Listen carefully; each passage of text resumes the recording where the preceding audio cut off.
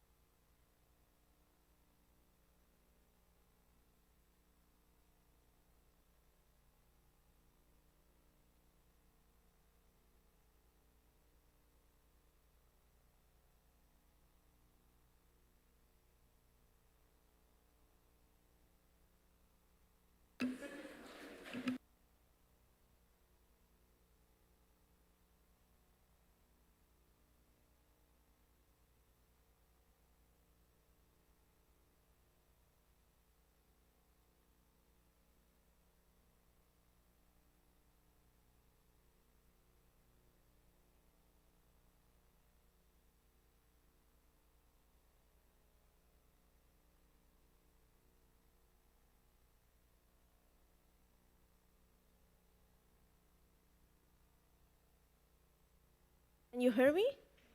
Yes, perfect. Well done.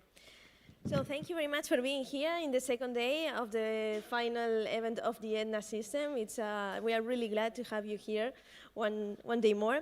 We wanted to hope that you yesterday enjoyed with the building team outdoor activities in Benicàssim. It was a lovely evening altogether. And now I would like to present the panel of experts that we have today. On the one hand, we have my colleague Santiago Garcia. He's a gender expert equality from the Jaume I University. Then we will have online my colleague Anna Marušić, the research integrity expert. She's from the University of Split Schools of Medicine in Croatia. Eva Méndez, open access expert from the Carlos III University from Madrid. And my colleague Xavier, Eekhout, will moderate this high-level panel of experts. The topic will be RRI, looking into future, next challenges to be addressed. After this intervention, we will have 30 minutes for the coffee break outside in the hall. Thank you very much.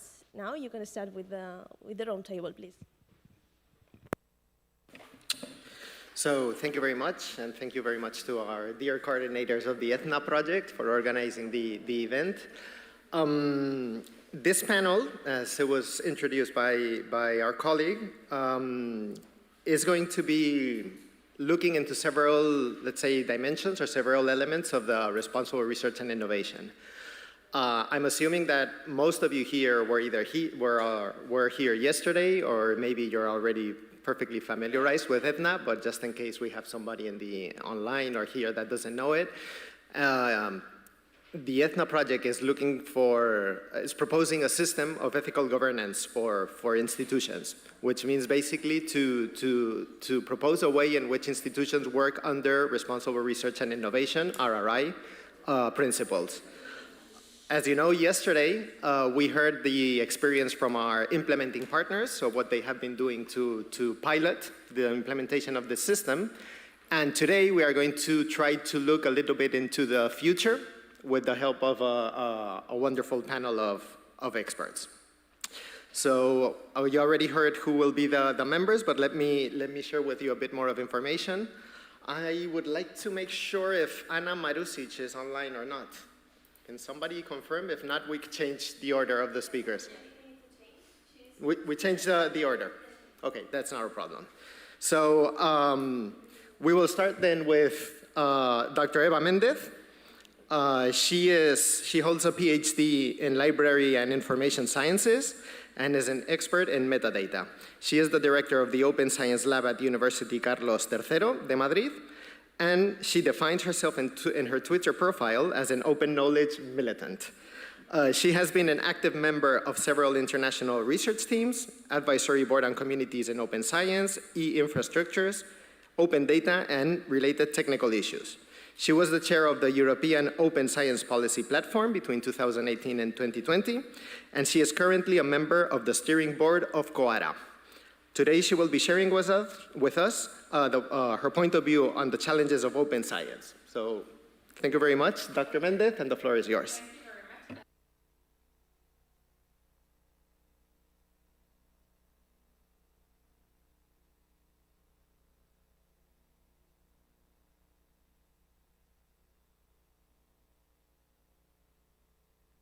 Oh, thank you. Well, that's good. Better. The slides? If they can just manage from here, if not, we can switch. It's up to you.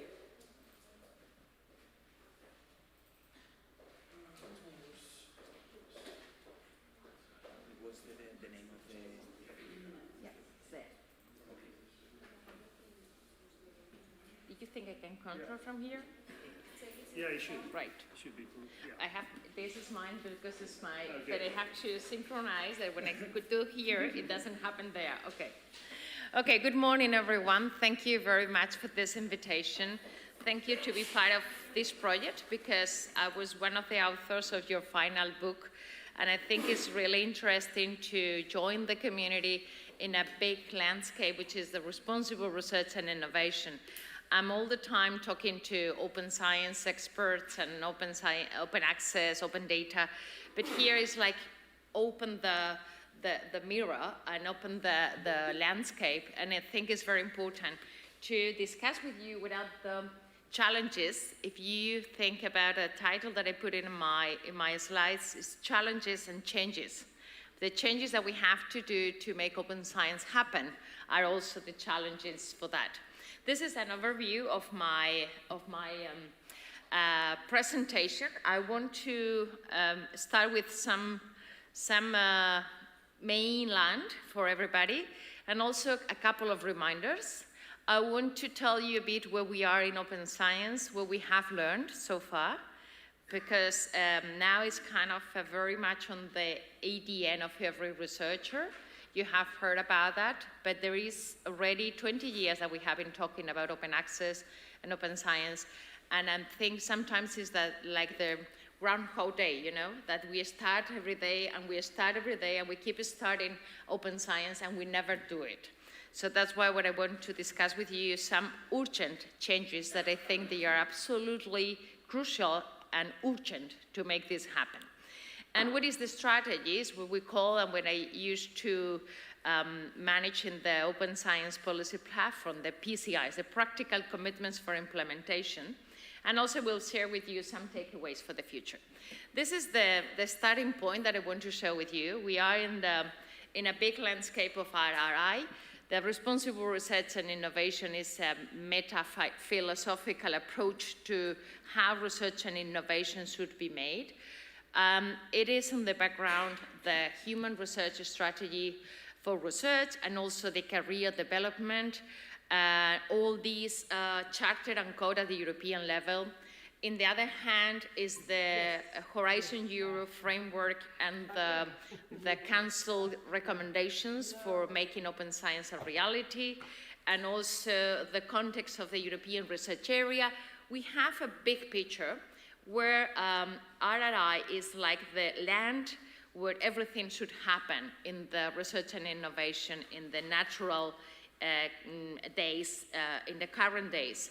And also we have in the other corner the UNESCO recommendations that it was published, the main recommendation in November 22, and I think November 21, and I think it's crucial that it was kind of globalization for the concept of open science and also on the hands of responsible research and innovation. Actually, the Chartered Code is now under discussion, and that's why instead of putting there open access, I put open science, because at the beginning when responsible research and innovation and the Chartered Code started, the elements were considered open access, but we are just a step forward from open access, and we talk about open science, which is a bigger perspective to access to knowledge, to access to the outcomes of research. And in this context, openness and transparency, and I added equity, which is something that I add in the last 2 years because I think it's crucial, are the integral component of the research and innovation process. This is the openness is one of the components in this responsible research and innovation. But if we look at the open science and the responsible research and innovation, they have many common values, which is, and sometimes the first, how we call it. For example, if you talk to RRI experts, you talk about public engagement. If you talk to open science experts, we talk about citizen science. But they are two sides of the same coin. At the end, we are talking about a more comprehensive and a more ethical and public engagement approach to science.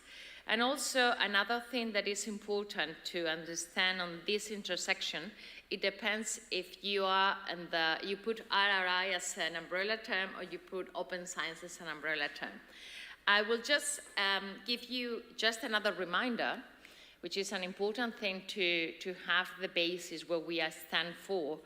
And also, I will let you know what is my personal interpretation of the relationship of open science. I'm sorry, I'm just passing here. I knew that this will happen because I'm passing here and not here. Okay, so would you mind to do it when I do it here? Because if not, I will keep talking in the same slide there, and I would just looking at mine. Okay, good, thank you. This is just a reminder about what is this guy is Tim Berners-Lee, probably you know him. And you can say, what are you talking about Tim Berners-Lee here? This is not a web conference. But think about if we change the word web there for science, we can see exactly that science is for everyone, and collectively we hold the power to change it. It won't be easy, but if we dream a little and we work a lot, we can get the science we want. Why I choose this sentence, which is exactly the sentence that Tim Berners-Lee used in the 30th anniversary of the web.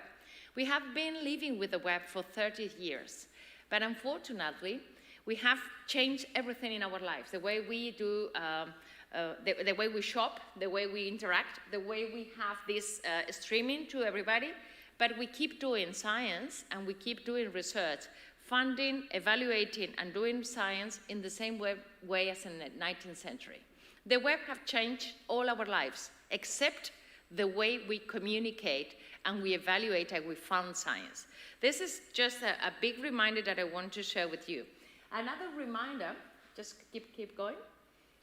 If you look at my screen and you pass it, I don't know what is better. Would you like to do it? Good. Here we are. Another reminder is something related with how long has been open access. Open access is it has been around for more than 20 years already. This is the declaration, one of the first declarations, the Budapest declarations. But nowadays, we have more than 100 declarations, recommendations, all these kind of things related to open science. But what I said always is that we all agree on the declaration. We all agree on the principles. We need to have a practical implementation. This is the real challenge. I always said that, actually, I created some time ago when I was in the OSPP, a hashtag that it was yet another declaration. And every time that I heard about yet another declaration, I put a picture of a toast to the sun, because it's a very Spanish expression. We all agree on the principles. We all agree on the science is a common. We all agree that we have to share knowledge. Okay, but how are we going to do it? If we go back home to our office and we keep doing papers and paying for that and paying for reading. So this is a completely incoherent approach to that. And this is another joke, if you can just come on. And it's very funny because this is a joke that it says that before the great subscription crash in 2017, we are in 2023 and nothing happened, the subscription crash, then we talk about the 2020, then we talk about the 2021. You should look at this. Yes. And then we say, no, let's do it in 2030. But it's only 7 years for 2030, and it's nothing happening. And we keep doing science exactly as we used to do in the previous century. And then COVID came, and this is changing the way we approach science. But the best way to predict the future is to invent it. I'm going to share with you what I envision or what I would like to see in the future to have the science that we want as we have the web that we want. So what is going to be in 7 years on? What's next for open science? So we are in this perception that people say that open science is an umbrella term. If you talk to experts in RRI, they say RRI is an umbrella term. I have seen that exactly the same picture. But my own interpretation is this one. The open science is a mushroom. This is one of my famous, is the most tweeted image in open science, where I try to make this representation because I need to define open science, I need roots. And for me, the main roots where open science has to be a reality is the research integrity. That's why I'm so happy to be part of this project. Research infrastructures, that is another big business about the European Open Science Cloud, the ESFRIs, the ERICs. And now there is another initiative about digital infrastructures on the Commission. It's a huge endeavor too, and very expensive one. And the other key issue is the reward system. Those are the three main roots that make open science flourish. And for me, citizen science, public engagement, or whatever you want to talk about, the interconnection with the society, is a transversal issue. So this is what I think that RRI is the base of all these things to happen, and the research integrity is part of the growing roots of this. So we need social factor and infrastructure elements to make this happen. But the other thing is that I think we are in the time that I always said that we are in the time of, darling, we need to talk. And darling, we need to talk means that, guys, something is going to happen. When somebody tells you, darling, we need to talk, you don't know what is going to happen, but something is going to change. You don't know if it's the school of the baby, if it is the curtains of the living room, but something is going to change. So this moment is what we are now. We have to sit down to the policymakers, we have to sit down with the activists, we have to sit down with everybody, and of course, with the society and with the researchers and say, darling, we need to talk. We need to change something in the modus operandi of science in a way that we can think about open science by default. If we compare the current system, which is the dominant system that we can call it the closed open science, it is the opposite that we think about. It's centered on the competing scientists, centered on the excellence, prestige, and all these things. And when we talk about the reward in open science, we talk about changing the world, changing the collaborative way of discovering things, sharing knowledge, cooperate, create a composite definition of excellence, and also incentivize researchers. What I want of science to become is not I want the early career researchers to pass from research pressure to research pleasure. Now we are under pressure, and the system makes us under pressure. Did we learn something? We might learn something. Would you like me to do it? We might learn something when we have the COVID situation. But unfortunately, I think we have learned not enough. It's the same thing. I was thinking when COVID happened and we were discussing about how much we need sharing data, making research on the go in real time. Well, we did. We realized that we have to have waivers for intellectual property rights. We realized that we have to share knowledge and we have to collaborate to make it happen. But we forget it. It's the same thing with the mask. You forget it. See? It's exactly what happened. And we came back to the same thinking. And this is the recommendation of the OECD when they say what happened with the COVID-19. We have to ensure that we have data governance models, that we have sustainable data sharing, which is a very technical issue that I will not cover today, but we have to change the incentives of researchers, which is something that I think is crucial. So if we revisit the challenges and the strategy of open science, is revisiting the challenges of the Commission, that the European Commission defined the challenges in 2015, more or less, and we defined the open access 20 years ago, and we keep refining the challenges of open science.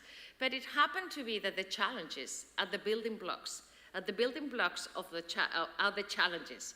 One of the main crucial challenges that we need is remove the barriers and create incentives to provoke alternative ways of metrics, research integrity, text and data mining, new technologies that we need to integrate to remove the barriers of these incentivizing the way we do science.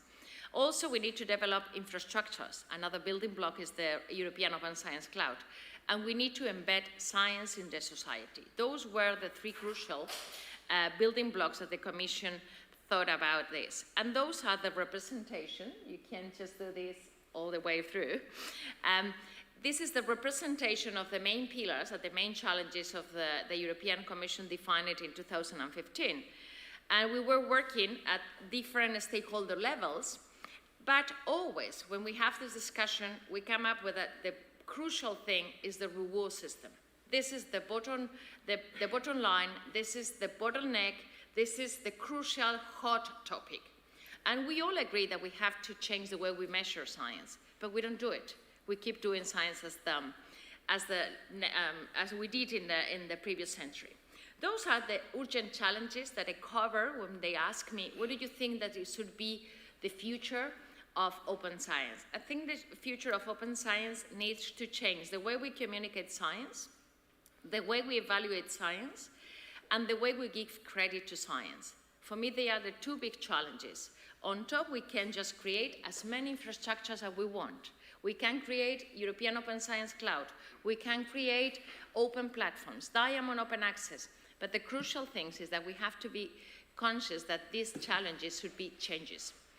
First one is the way we communicate science. The big idea, should we get rid of the scientific paper? Yes, we should. I will not say more, I just want to discuss with you. Because we are in the oligopoly. We have been in the oligopoly of the many editors, the many publishers in the field, and then we try to switch open access instead of paying for access, paying for subscription, paying for publishing. It was again another trick, because the publishers they always win.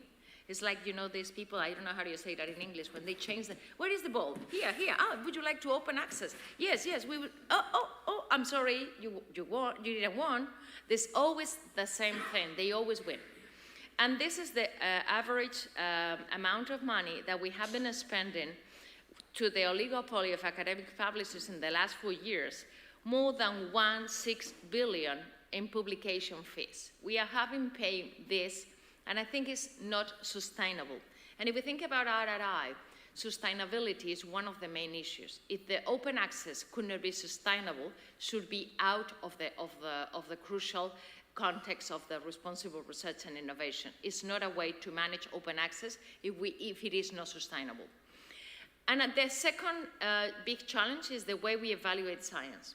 The way we evaluate science, now we are focused on the journal impact factor, focused on very old-fashioned and very prominent bibliometric indicators that they were created in the 20th century, in 1965, to measure the way the libraries we should buy different publications. It's not the journal impact factor, has nothing to do with the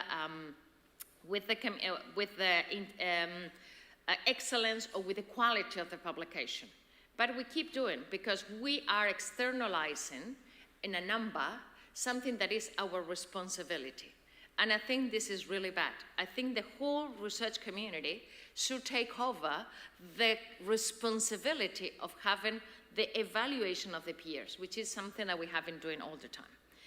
That's why, in this context, we are creating, and I will not talk very much about Quora because I want to just give you the big overview of the problems, but this is not exactly a solution, but it's a way, or it is an opportunity to change together the way we measure science. Today, we have 500 members of Quora and 539 validated signatories of the agreement. I don't know how much familiar you are with the coalition of the advancement of research assessment.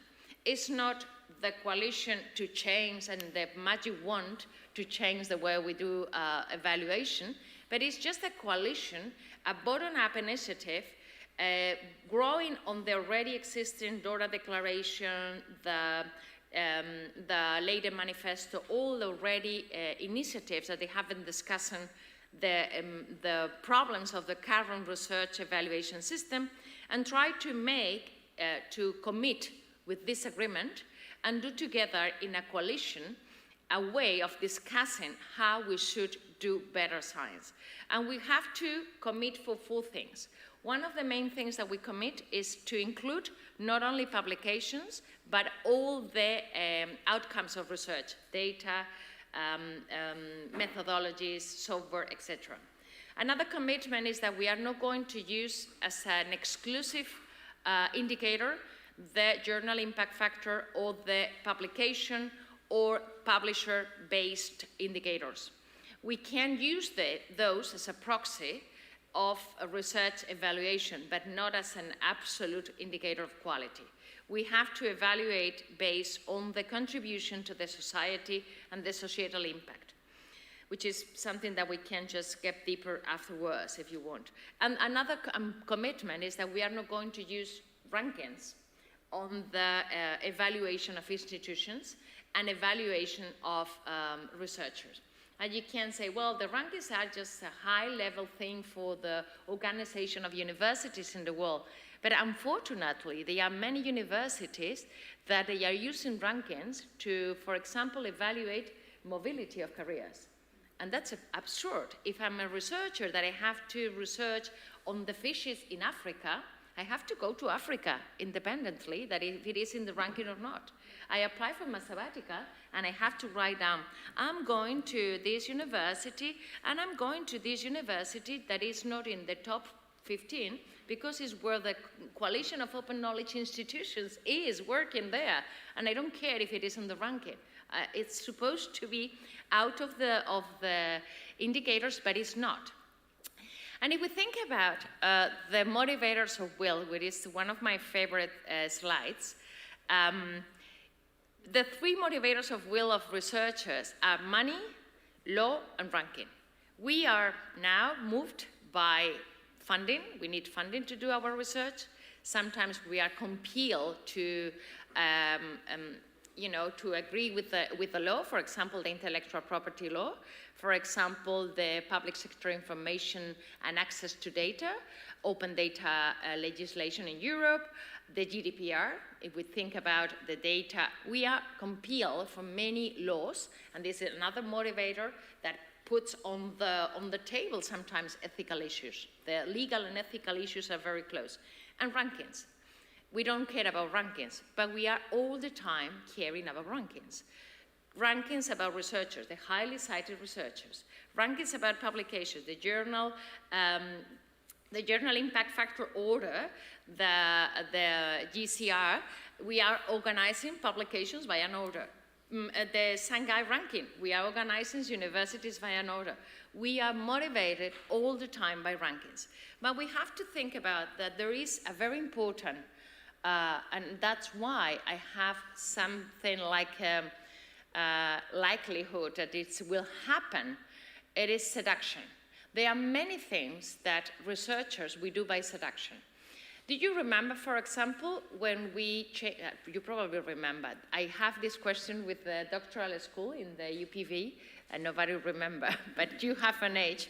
Do you remember when you were searching in internet, somebody said, search on internet, and you put, naturally, altavista.com? It was a day that you naturally put google.com, but you don't remember that day.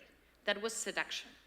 And we keep training. In the middle, we were just looking at Yahoo, Lycos, Wisenote, that it was a Korean search engine, that it was based on semantic and blah, blah, and artificial intelligence, and we are going to do something else by seduction. I want this could be happening in the research evaluation. I want to see in 7 years, my students say, do you remember when we evaluate science with the journal impact factor? Ha, ha, ha, ha, ha. We do naturally something else. Because if we give back science to the researchers, we can do that better. And this is what I think that it should be: open science-based action and research evaluation-based action. And the third change that I think is needed is the way we give credit. And this is a big issue, and it's a big problem, because intellectual property rights never evolved at the same time as technology and the same time of the research needs.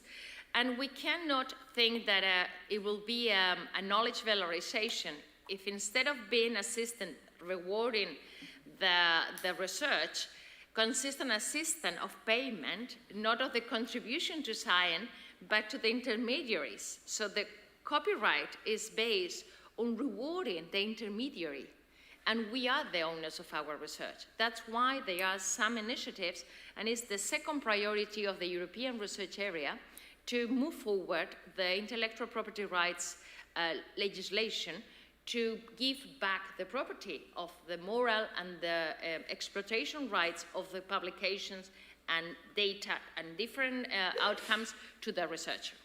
And this is a fourth extra challenge that is very interesting, because this comes back to the UNESCO recommendation.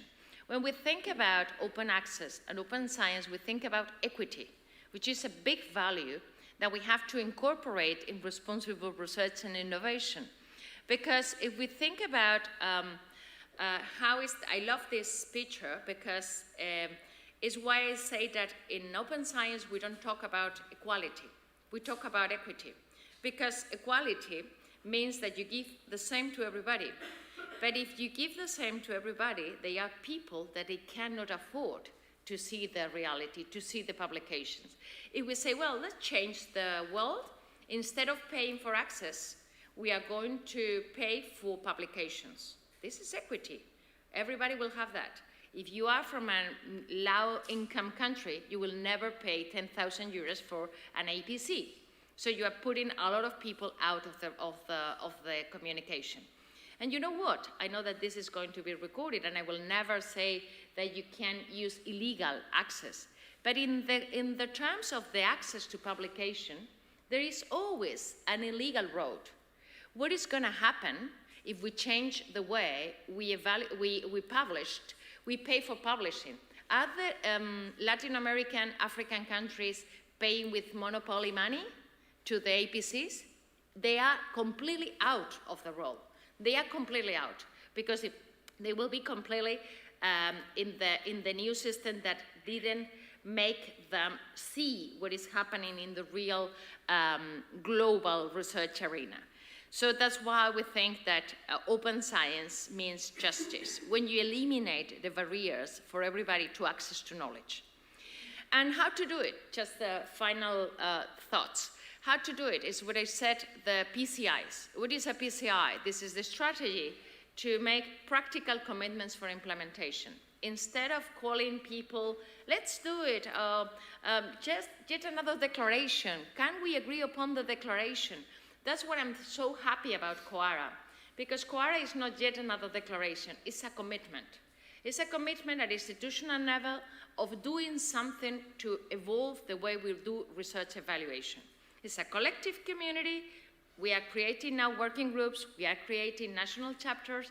We are creating a ground to discuss how to do it better. Of course, we need to put technologies by seduction there, and I believe in the artificial intelligence area, what is the value of the paper if ChatGPT can make a paper? What is the value of data if we can have synthetic data? We have to be conscious that we have to move forward, because the research communication system should evolve. If not, we are just going to give the money to the publishers, and we are not going to move forward. This is the real challenge, and to put on in ourselves the practical commitment for implementation. And this has a lot of, you can't just put all the challenges that has, because the practical implementation means managing a complex change. And managing a complex change means that you have to think over how you are going to incentivize this systemic change, how we're going to guarantee the career of researchers.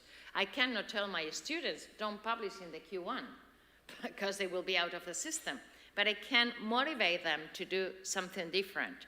And you know what?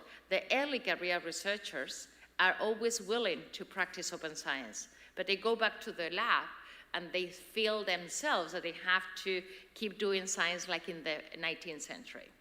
Also, we have to create new literacies. We have to skill up people. It's not only skilling on science education, but skilling in open science education.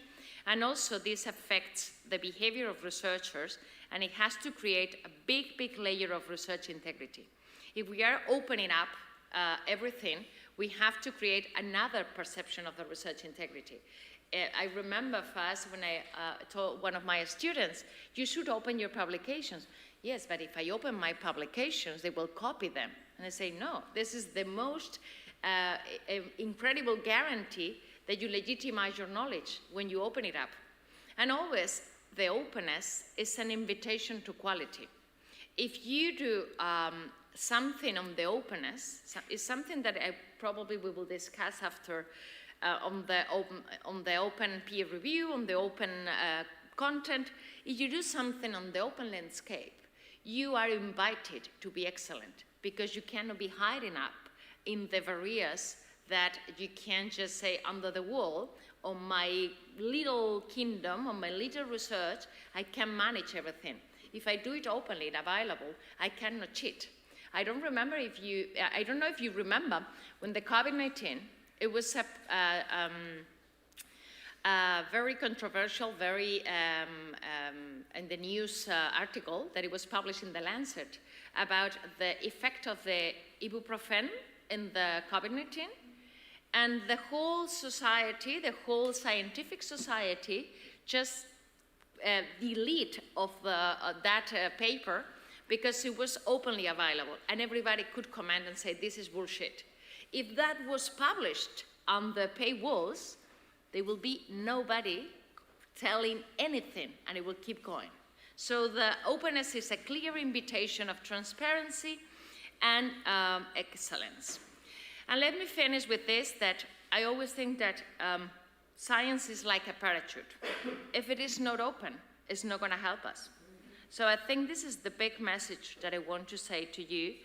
It's all about the future and about some of the challenges, but this is the result. That's why I will convert my mushroom in a parachute. Okay, thank you so much. This is some conclusions, and of course, I invite you to do, what are you going to do to make this happen? What are your practical commitments for implementation as an institution, as a practitioner, as a researcher, as an early career researcher, as a manager, whatever it is? And also I invite you to read the chapter on the ETHNA book that probably that will be more comprehensive than what I try to transmit it today. Thank you so much.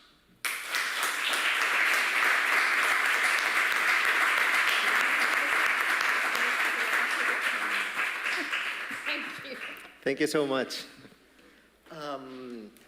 We are going to continue with the presentations because, I mean, Eva already mentioned, research integrity, gender is going to be connected, RRI, so I think that it's better that we go through all the presentations and afterwards we can pose the questions.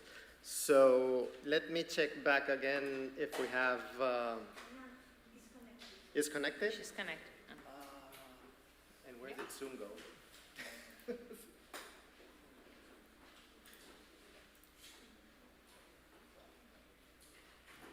Can I get help with the Zoom here?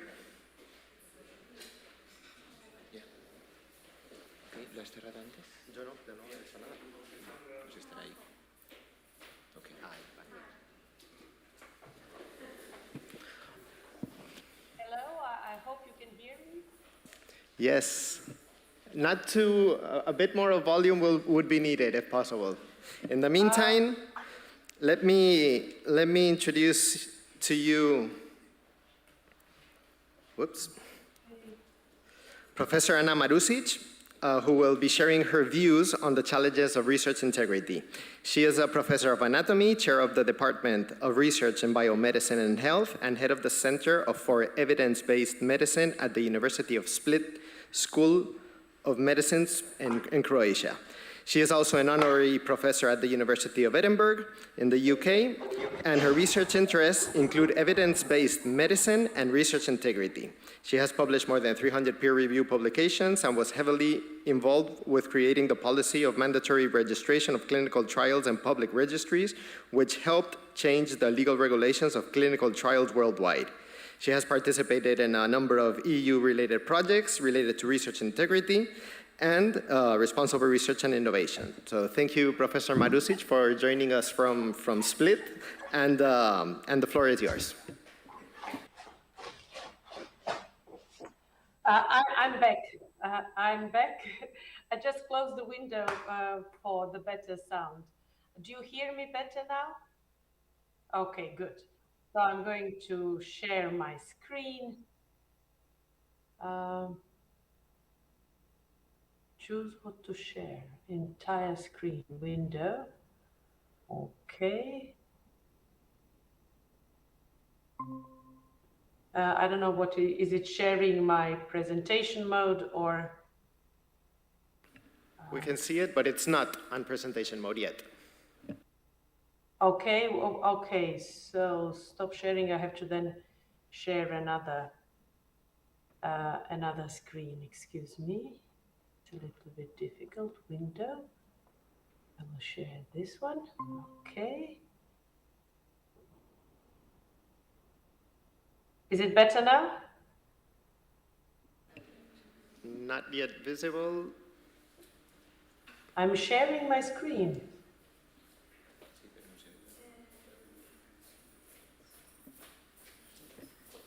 I think I don't know what. Hi over there, Anna. Okay, so Yes? you need to share the screen like you were doing before, but you also need to put it on presentation mode. I did. I Yeah, did you put did. it on. Okay. Yeah. Okay. I will share it again. Let's try it again. Okay. Okay, you are sharing the protecting my whole. screen. Yeah, the whole Okay. screen. Yeah. Yeah. Okay. Now. Yeah. Perfect. Good. Okay. Thank you very much. So, sorry for this. Thank you. Thank you. So thank you very much for this, and apologies that I'm not there. I just returned from another trip. So it would be much nicer that I'm there. Greetings from Split, and thank you to Eva to make an introductory lecture. I think that was very important because you talked about, the practical applications. And I will talk, although I will talk mostly about research integrity, it is about responsible research. Now we have the coalescence of these terms, responsible research, research ethics, and so on. And I'm going to talk about actually that for the things that we do, we often do not have enough evidence on which to base really good implementation. So this is the topic of my talk, which is also a chapter in the book that Eva mentioned before. So before I start, this is just a declaration of my activities. I work at the University of Split. I'm a journal editor. I'm active in the international promotion of good publication practice, being a member of COPE and the president of the Embassy of Good Science Foundation, and I receive funding for my research from national and international grants. So over the years, and then when you look at Europe and the United States, there are many different terms that are used. For example, we talk about research fraud and research misconduct, but we also talk about what are questionable research practices, which are now called detrimental research practices. And this is a term that comes from the US, because these are little things that we do in research that are not good and appropriate, and they by themselves do not have a big impact on research, like research fraud and research misconduct, but they are so pervasive and they are so common that they have a detrimental impact on research practice. This includes authorship, poor statistical analysis, poor study design, and so on and so on. And also, if you look at the 8 ambitions for the EU's open science policy, and these include all of the things that Eva mentioned before. One of them is research integrity and reproducibility of scientific results. And I will just, remind us the differences between the terminology.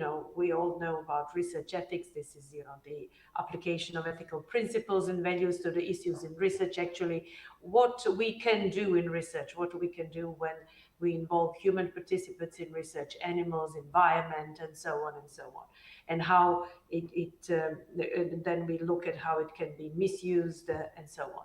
Whereas research integrity is more like a virtue. It is something that is internalized to researchers, and it is, as you see here, the attitude and habit of the researchers to conduct research according to the ethical, legal, and professional standards. So these are all ethical reflections, and responsible research and innovation is then even a bigger framework where all this fits in.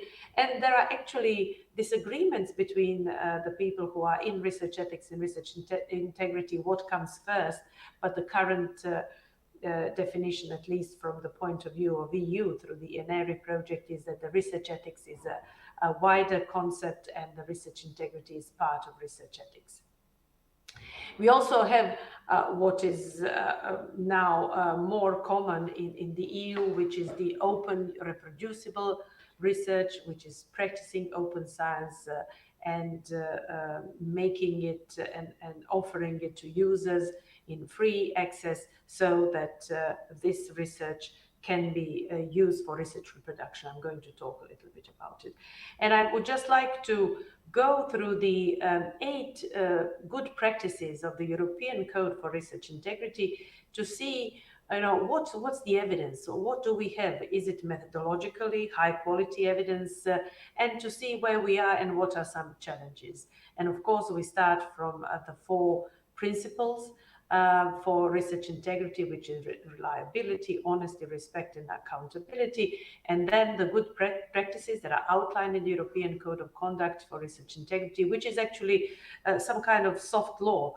It is a guidance, but when you sign a European grant, you receive money, you have to sign that you're going to follow and accept the principles and good research practices that are outlined in the European Code of Research Integrity. So I'm going to go through these 8 good practices and look at what evidence we have. In a very general way, we don't have enough time to go over it, and we already are good into our session.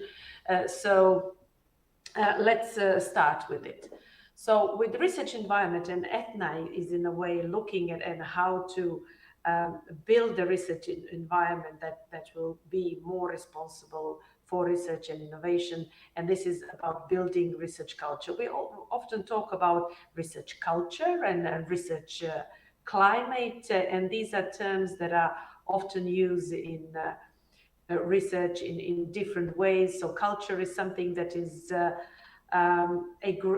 big concept about how an institution works, and it's usually studied by studying, qualitative research, studying the institution as a whole and how it brings about a culture.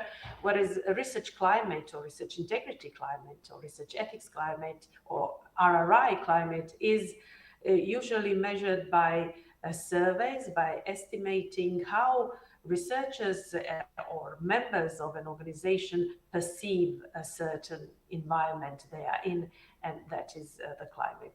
And the roles of institution is here very important, because we have moved from the bad apples, so individuals that are responsible for bad research, to more of a basket of apples, where it's not only the individuals. Yes, there are always people who will do some crime, like we have crime in society. There will be a very low number, which is estimated to be about 2% of people who have actually admitted that they have done research misconduct. But also the culture can cultivate poor research behavior and poor research practices. And this is the reason why in a conducive research environment for good research, There has to be good research policies and procedures. Also, there has to be a process for addressing and investigating allegations of research misconduct, and also, and we come here to rewards and assessment. Such open and reproducible research and responsible research should be rewarded in job promotions, in hiring, especially for the early career researchers.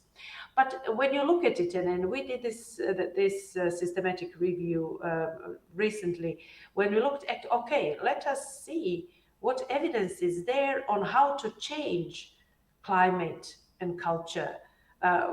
We didn't look only for research integrity or research ethics or responsible research and innovation, but we just looked at more of in academia generally, not only research, but also teaching. And actually, when you look at it, and we started with, I think it was almost 30,000 papers that were retrieved. When you're doing this search of such topics, it is rather vague, so you have to go through a lot of literature. We actually found only 7 studies that looked at whether some intervention works to achieve a research climate that promotes research integrity. So 2 studies looked at climate, so the perception of researchers. 4 studies looked at culture, which is more kind of a qualitative assessment, and just 1 study out of these 7 looked at both. They were mostly biomedical faculties or non-academic university departments. And when you look at the quality, and this was the main the fact that we found when you look at when you map what evidence we have, is that these studies were not methodologically strong enough so that we can make conclusions that there was a causative link between the intervention and the change that was measured. Because most of them were just post-test study designs where you do something and analyze it afterwards without looking what was before. There were 3 studies that were before and after studies design without controls. So when you look, I come from medicine, and for us, the standard way of testing an intervention in medicine is to do a randomized control trial. This is the only way that takes into account all the possible biases and everything that can distort the results, that we can say, okay, the reason why we see a difference at the end of a trial is because of the intervention and nothing else. So you see here, we don't have good evidence that we can say what works and what doesn't work. So one of the things that I will repeat also in the end is also that we need more research into how to change the culture, how to change the climate for responsible research. So that was about the environment of research. And we talk a lot about training, supervision, and mentoring, but we actually do not have much evidence about how mentoring works. At some point, we did a systematic review of mentoring in academic medicine. We looked at it as an intervention in medicine, whether it works, and we did find that we do not have good evidence, good quality, methodologically, high quality evidence to work on that. There are also studies that looked at different materials. So a very recent study, our study was some years ago, but a very recent study looked at and analyzed the training materials from 11 European universities. These were research-intensive universities, so research integrity for them is very important. And when they analyzed what is there, the paper gave recommendations. And those were that university-wide research integrity training is very important, at least at the level of doctoral studies, and I would argue that it has to go even before that. Because in our research, and we have done a lot of research on how to teach research integrity and how to research methodology to students, we see that it has to come very early in a professional development at the undergraduate, graduate studies, because they have to internalize this during their professional development, when they are creating their profession and growing up in a profession. This is the best time to get these qualities and these virtues, so to say, in order to be a good researcher, because any profession is involves asking question and answering question what is done in research. Also, there should be agreement across institutions about what the content, the format, the length and frequency of education should be. And it will be good that there is a platform, and this is what I'm going to finish my presentation with the link to the Embassy of Good Science that has a special, it's a wiki platform for researchers to discuss, learn and promote research ethics and research integrity. So there are lots of materials there, and there should be further talks about how to share and harmonize activities so that also a mobility of researchers is needed, so that when somebody has been trained in an institution somewhere else in Europe that is of sufficient quality, that they can go to another institution in Europe. And there is a lot of activity in this regard at the level of Europe, and the most recent activity is the formation of Network for Education and Research Quality, or NERC. So this is a community of different universities, different researchers, which all came from different EU grants that came together to work actually on these recommendations. What is a challenge? For example, a challenge can be AI-assisted mentoring, because we know that this is now also used in mentoring, and there are already reports on that. But there are also some ethical questions that can be raised for AI-assisted mentoring. And I'm not going to go into this, just to kind of bring awareness of how AI, which is not only important for writing papers, and how we in the publishing world also not talk also about AI in peer review, AI in writing peer reviews by researchers, and how to declare it and how to control it. There are also interventions in mentoring that is assisted by artificial intelligence, but that also brings a lot of ethical principles. When you have mentoring ethics principle, they sometimes correspond with the ethics of artificial intelligence, but there are also non-corresponding principles which we have to discuss, and this is really an emerging field that will need a lot of discussion. So just as an awareness about the problems that are there. So when we talk about research procedures, actually here I would like to talk about this reproducibility in research, and I think that reproducibility in research is at some level the same, with open science, with research integrity, responsible research innovation, because reproducibility goes into every aspect of research. So with research procedures, researchers are expected, and this is what the European Code of Conduct for Research Integrity says, we are expected to base our research on the best available evidence, and this is why I like to talk about the evidence for what we do when we develop and think and put forward either tools or guidance for responsible research. Where is the best available evidence for that?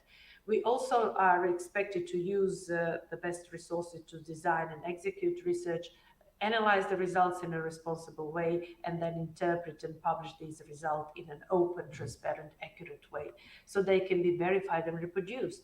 So this is what a reproducible research is about. And just to remind you about the differences, what reproducibility is, and you have these three terms that are important here. You have repeatability, and anyone who is a science, I come from laboratory research where I was taught, okay, you have to repeat every experiment 3 times to make sure that it's a phenomenon. And this is repeatability. So when I repeat my experiments, it's me and my team, it's the same experimental setup. This is what I would expect, that my results are repeatable, that I will get the same results each time I do an experiment, or similar. Doesn't have to be exact, but similar. I work with live animals, so it's always a little bit different, but you always see the same phenomenon. Replicability is something that is done in science, but we consider it as more kind of an exchange and collaboration. When somebody comes to my lab, works on my experimental setup and gets the same results. Whereas reproducibility is that someone from a completely different team using a completely different experimental setup in another country, I mean, with the same principles, research principles, of course, is also that the same measurements can be obtained by a different team with a different measuring system in a different location on multiple trials. So this is what reproducibility is. And in some way, when I look at medical research, especially clinical trials, this is required, this reproducibility is required for phase 3 clinical trials before the pharmaceutical industry can apply for a regulatory approval to put it on the market, because it's usually a multinational trial where the same clinical trials is performed by different teams in different countries, so that we are sure that there is reproducibility within a clinical trial. So in 2017, a group of researchers who are now gathered together into the research reproducibility network, where there are groups of researchers in different countries. I think that almost all European countries have it, plus some other countries all over the globe. They published a manifesto for reproducible science. And they say these are the areas where we have to focus, and in some we are good and in some we are not. I'm not going to go into detailed explanation. It's a long and important document. But again, when we think about methods, we have to think about how to protect against cognitive biases. We know, for example, that in clinical trials, you can have up to 25 different types of biases that may affect the results. And very often we are not aware of them. It's important that we train methodology, research methodology, and I see it as a journal editor from a small scientific community that is not that doesn't have English as a mother tongue.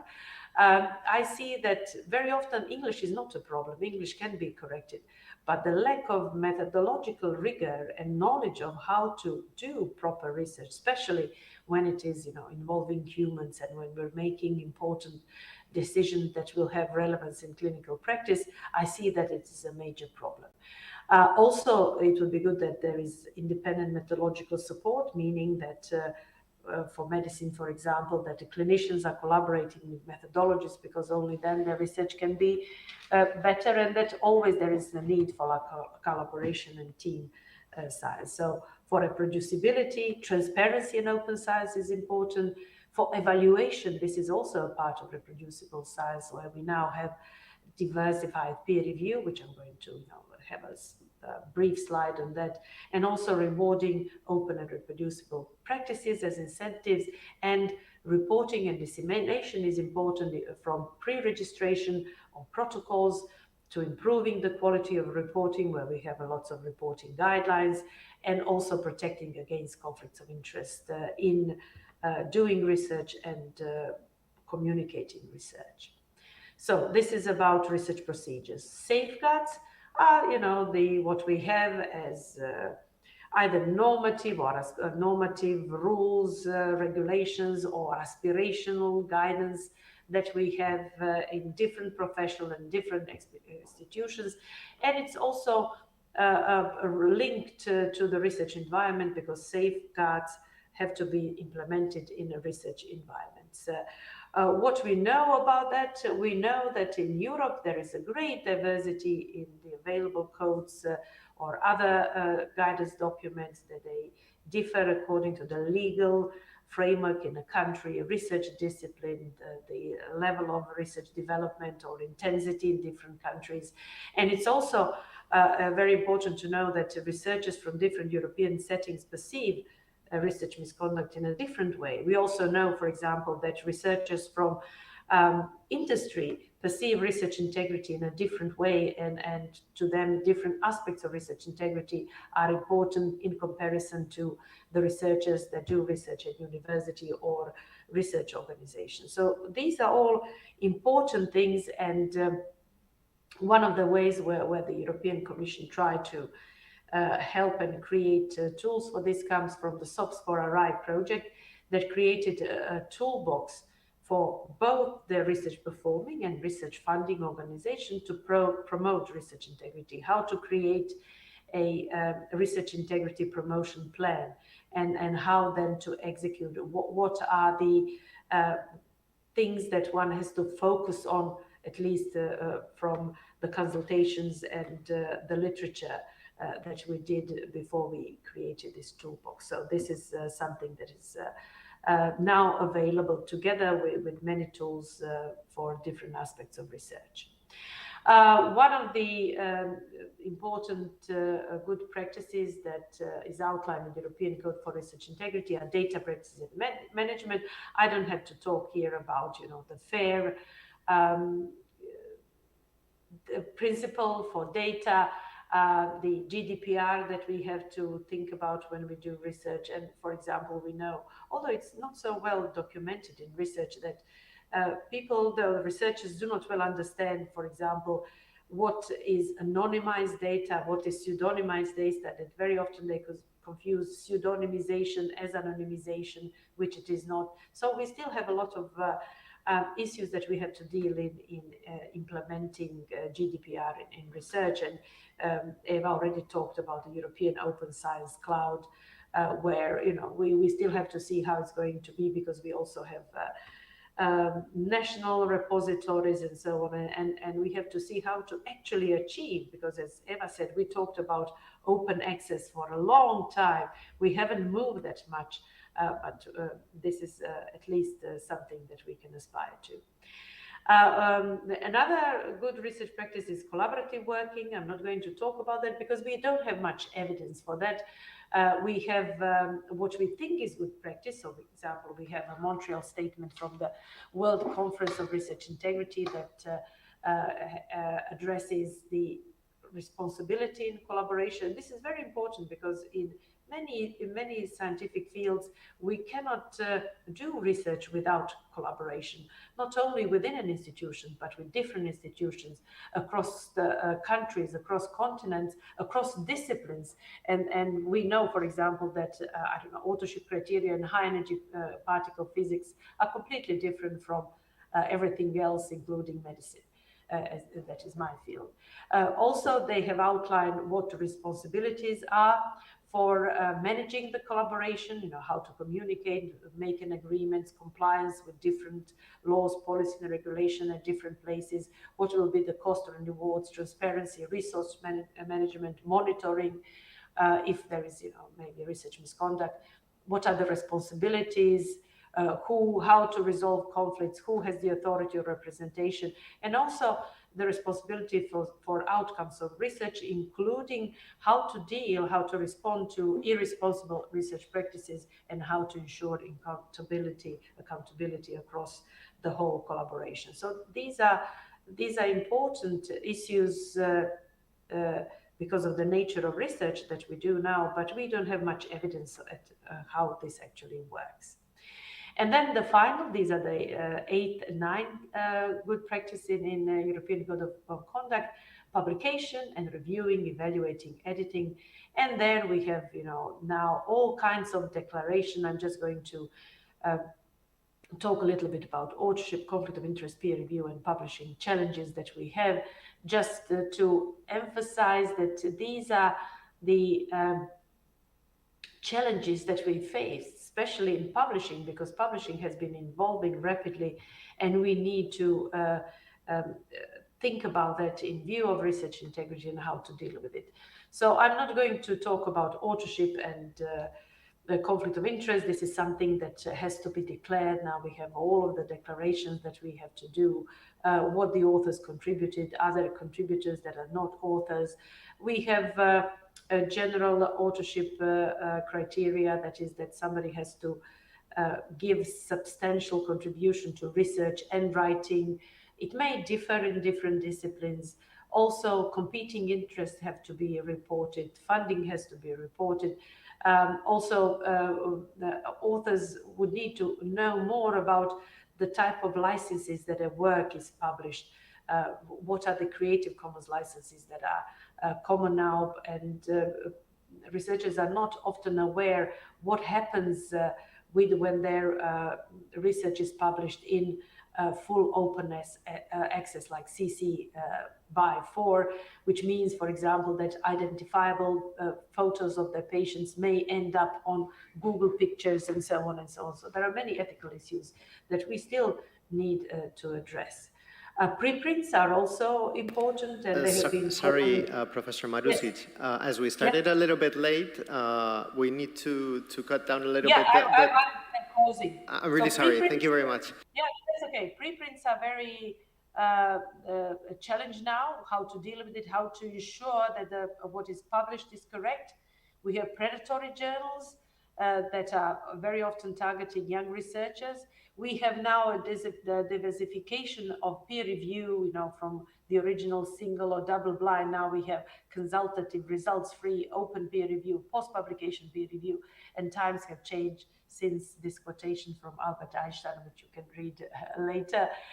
Then we need also the way how to do responsible peer review. We have paper mills, which are fake publications that are appearing in journals, and big publishers had to retract thousands of papers, and now they are working on a tool in this STM Integrity Hub, how to recognize these fake papers with also authorship for sale. I already talked about publishing licenses, and my message is that we really have to concentrate on early career researchers. And this is what we wrote. So I already talked about the chapter in the ETHNA book, but we wrote a guide for responsible research, which is a very brief kind of a guide for early career researchers. And these are the authors, all of my doctoral and postdoctoral fellows, where we wrote it for early career researcher, what it means when we say in European Code of Conduct, what it means to do this research well, then we elaborate on that. And I would like to end with inviting you to visit the Embassy of Good Science, as a platform for interaction of researchers about research integrity and ethics. Thank you. This is the end of my presentation, and I look forward to, there it is. Thank you very much. Thank you. I mean, you were pretty much on time with the time that we promised, so I'm really sorry that we had to cut, but we had some technical challenges with the start of the session, and we want to also listen to our last speaker. But honestly speaking, I wouldn't feel sorry at all of removing the coffee to all of you and continuing this session. So hopefully we will not need to do that. So let me, in the meantime, maybe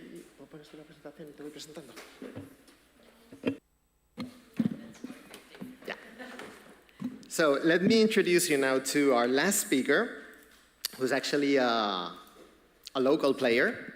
They're a professor from here, from the Universitat Jaume I, who's focused on labor law and social security law, but his field of research is in law and gender, effective quality of women and men, and the right to work-life balance, collective bargaining process, gender equality, plans, and union freedom. As you can guess with that profile and with those interests, he will be speaking about gender equality. I wanted to give a very special thanks to Santiago because he basically was called in for this panel the day before yesterday because of an unforeseen change. So he has been extremely brave of actually coming with very little preparation. He's been extremely helpful, and as you can see, he's even taking care of the technical issues. So Santiago, thank you very much, and the floor is yours.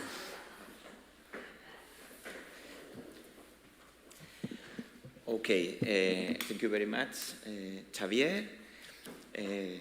Okay, first of all, congratulations to Dr. Méndez and Dr. Marušić for the two fantastic presentations on open science and research integrity. And I also want to start by thanking Elsa and the entire UGIS team for the very good results of the whole project and the fantastic dinner yesterday in Benicassim. Thank you, Elsa.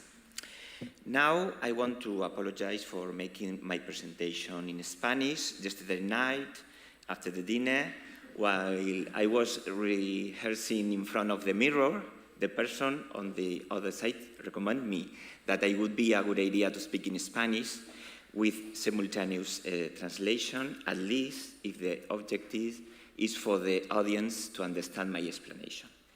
So here we are. I also want to tell you that I know what are you thinking. A short presentation, the last of the meeting, replacing Frederic Mertens, a guy talking about gender mainstreaming. I'm going to take my email. Okay, so I have a very important challenge after these two fantastic presentations. One more in the content of these presentations, prepared along with Rosana Sanauja, that wants to address the double challenge of gender mainstreaming and II. So, get to work.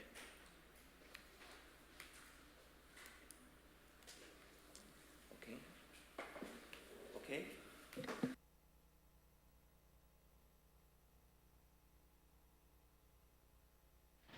The voice of Marta instead of mine, so it will be very much. Muy bien. Entonces, yo voy a intentar, por un lado, acortar tiempo, pero sin perder de vista el objetivo de mi intervención. Los contenidos principales es, en primer lugar, el contexto. En segundo lugar, mostrar la dificultad de esta área clave dentro de la RRI. En tercer lugar, mostrar cuáles son los viejos y las nuevas barreras de esta cuestión.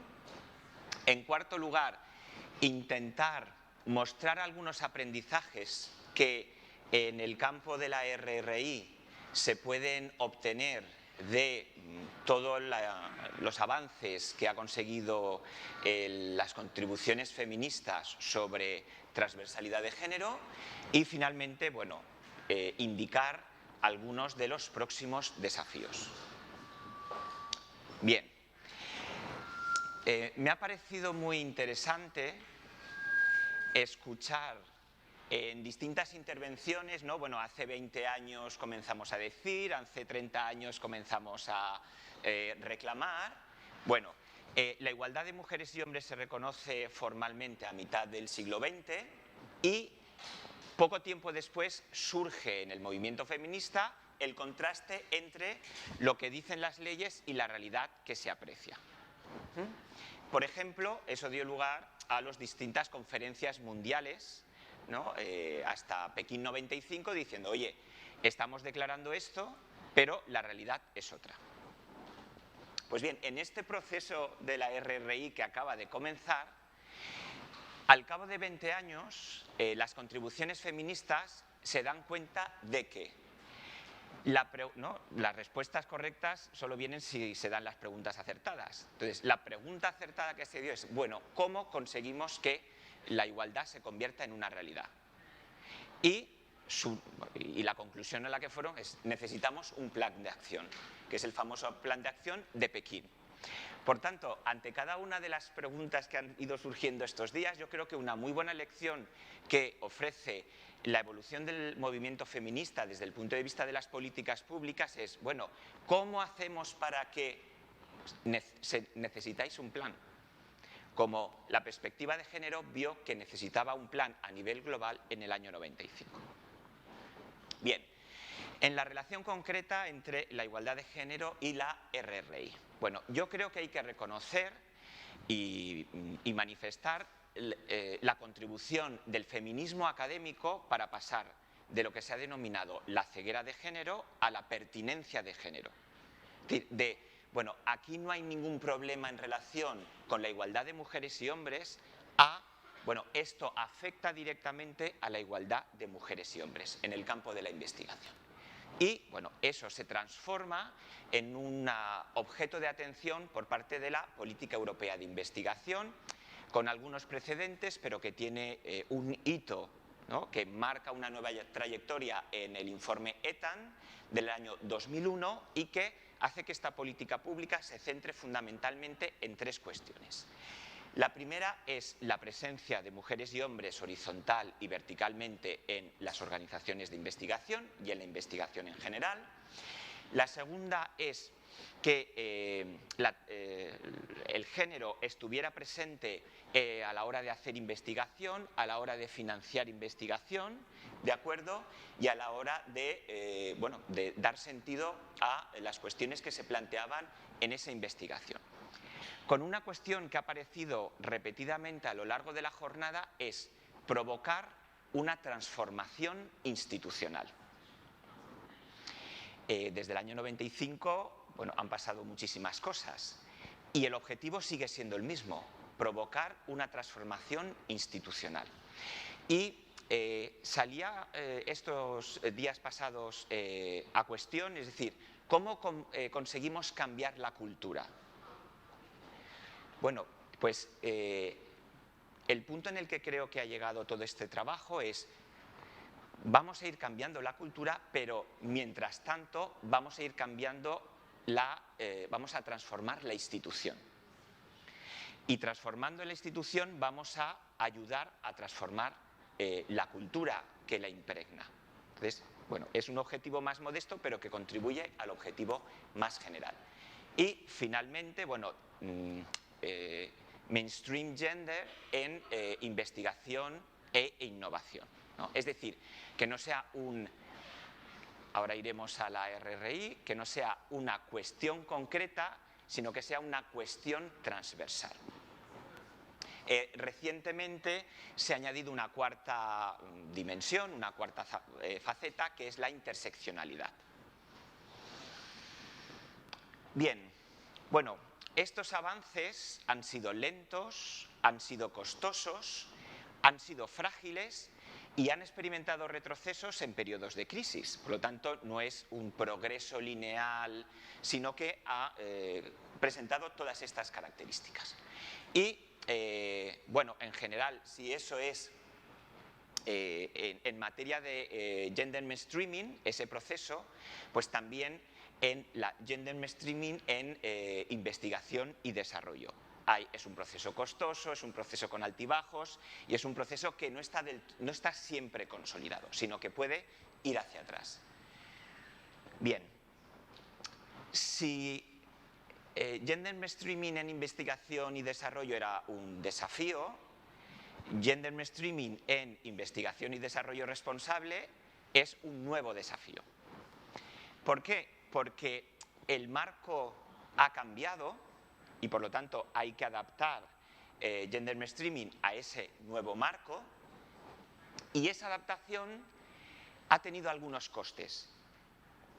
Porque cuando pensamos en RRI, gender mainstreaming es una área clave.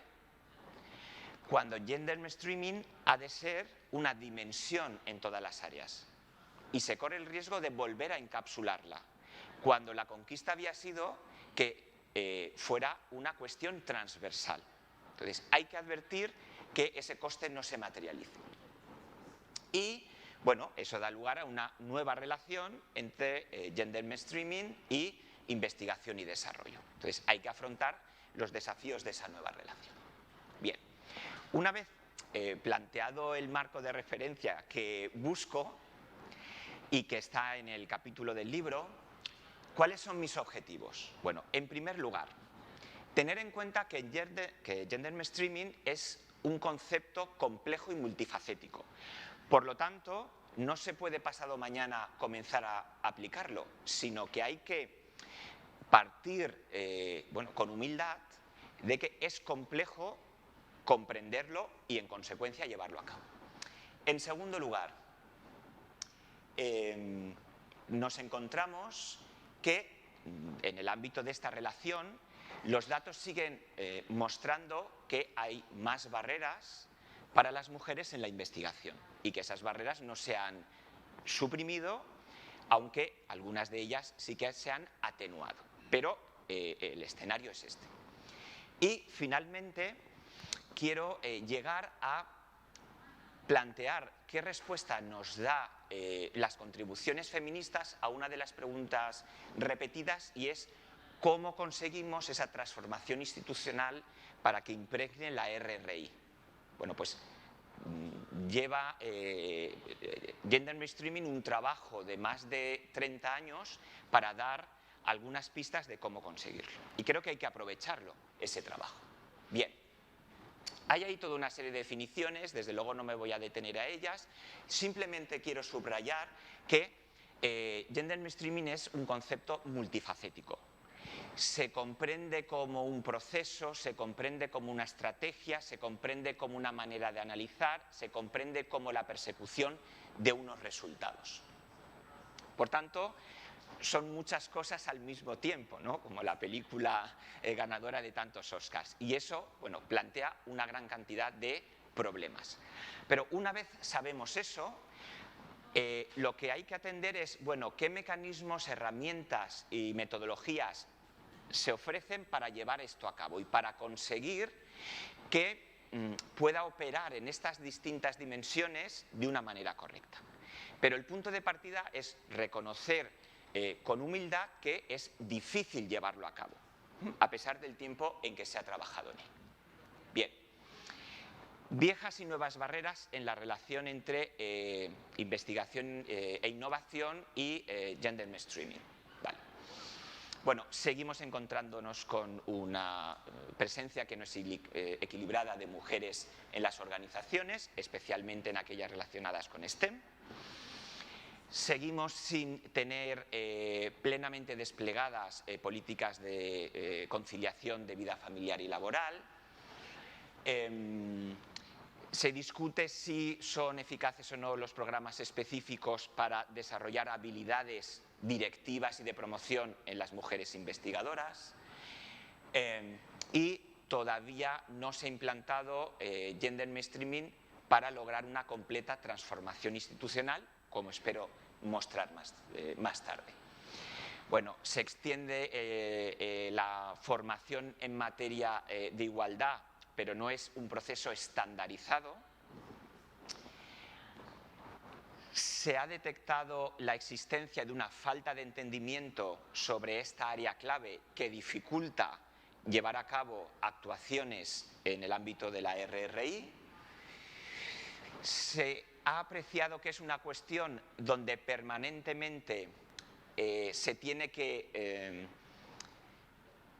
es una cuestión que debe ser permanentemente negociada, porque hay gender mainstreaming o gender equality in RRI, entonces permanentemente hay que negociarlo. ¿Por qué tiene que ser transversal? Entonces, bueno, pues eso ya no es objeto de negociación, hay que llevarlo a cabo finalmente. Y por último, bueno, se ha puesto de manifiesto que concebirla, pero sobre todo ponerla en práctica, ¿no? Operacionalizarla dentro de la RRI solo como un área clave es perder las conquistas que se han llevado a cabo durante tanto tiempo. Bueno, frente a estas barreras viejas y nuevas se han ofrecido toda una serie de soluciones, ¿no? En forma de cajas de herramientas, guías, manuales, etcétera. Sin duda es el prominente porque se ha elegido, no se ha seleccionado como criterio de elegibilidad los planes de igualdad, los Gender Equality Plans, aunque ahora vamos a hacer, como no, alguna crítica sobre el grado de intensidad en ese requerimiento. Se cuenta con sistemas de monitorización y seguimiento, pero que no están lo suficientemente implantados y desarrollados. Por ejemplo, el uso de indicadores de género todavía es escaso. Tenemos en el mejor de los datos desagregados, en el mejor de los casos, datos desagregados por sexo, pero no tenemos formulados indicadores de género y eso nos impide progresar. Bueno, se utiliza como criterio de excelencia, ahora ya como criterio de acceso a la financiación. Contamos con mecanismos específicos de evaluación.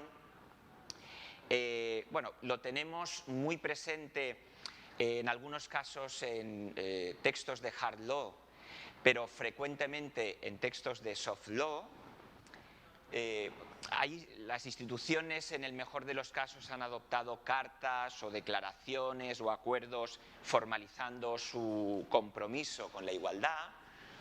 Se han incluido cuotas en algunos cuerpos decisorios.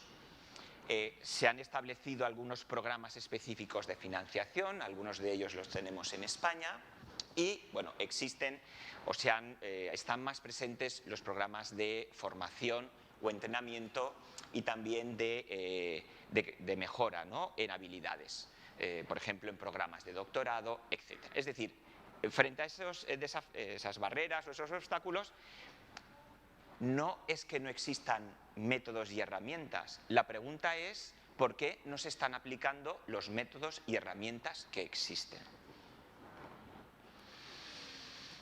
Bien, también, ¿no? Bueno, una vez dicho eso, algunas claves para establecer esa relación, ¿no?, dentro de ese doble desafío que hay en la gender mainstreaming en RRI. Bien, bueno, todas estas herramientas que se han propuesto se hacen planteándolo como sistemas o formas flexibles de gobernanza, es decir, no hay que aplicarlo todos a la vez, al mismo tiempo, en el mismo sitio, sino que se puede hacer un mix. Unos se pueden estar completamente implantados, en mayor o menor medida, otros iniciándose. Por lo tanto, no es que haya un esquema rígido para llevarlo a cabo, sino que es un esquema que se puede integrar de modo flexible en los sistemas de gobernanza.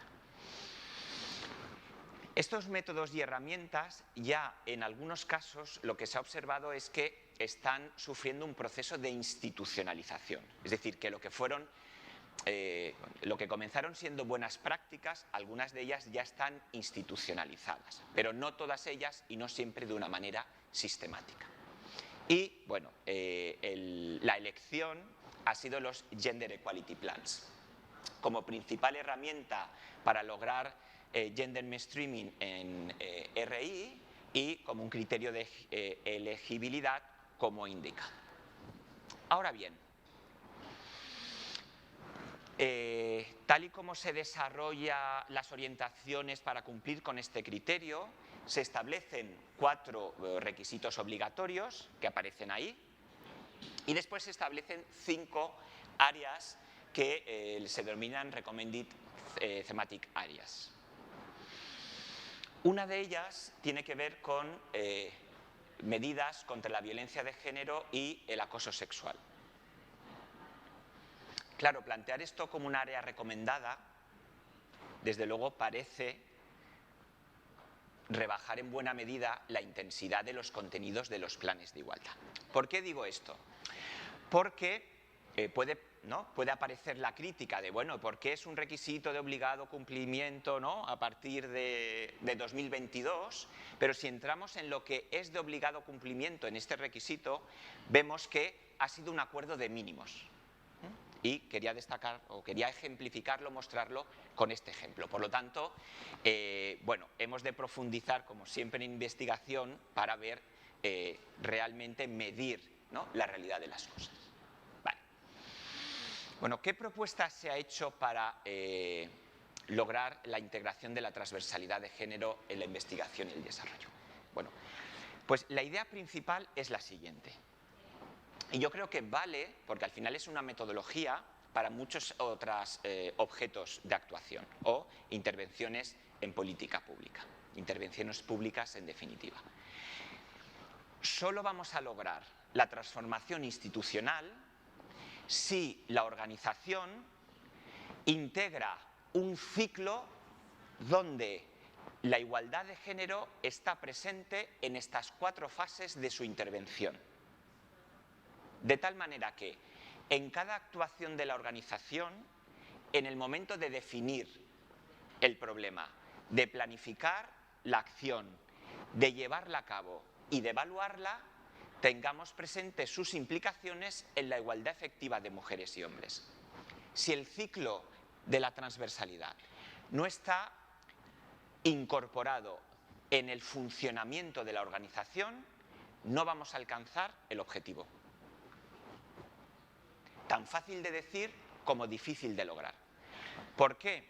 porque supone, al final, implantar un proceso y que ese proceso esté presente en cada una de las actuaciones. Bueno, pero la suerte que tenemos con esta propuesta es que el Instituto Europeo para la Igualdad de Género nos ha dado una plataforma después de casi 50 años de trabajo.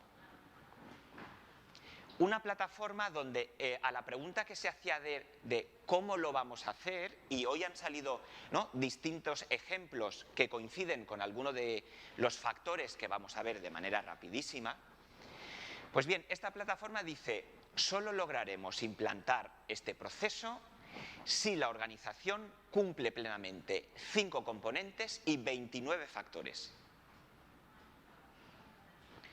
¿Qué 5 componentes? El primero, la estrategia. Hemos de tener un compromiso público y hemos de tener normativa que lo apoye.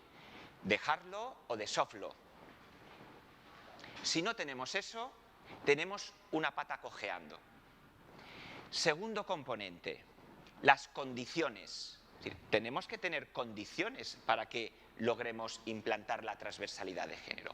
¿Qué 2 condiciones? Hacia adentro y hacia afuera. Hacia adentro, bueno, la presencia equilibrada de mujeres y hombres horizontal y verticalmente. Hacia afuera, la igualdad de género debe estar presente en el diseño, en el contenido, en los resultados, en la diseminación, etc.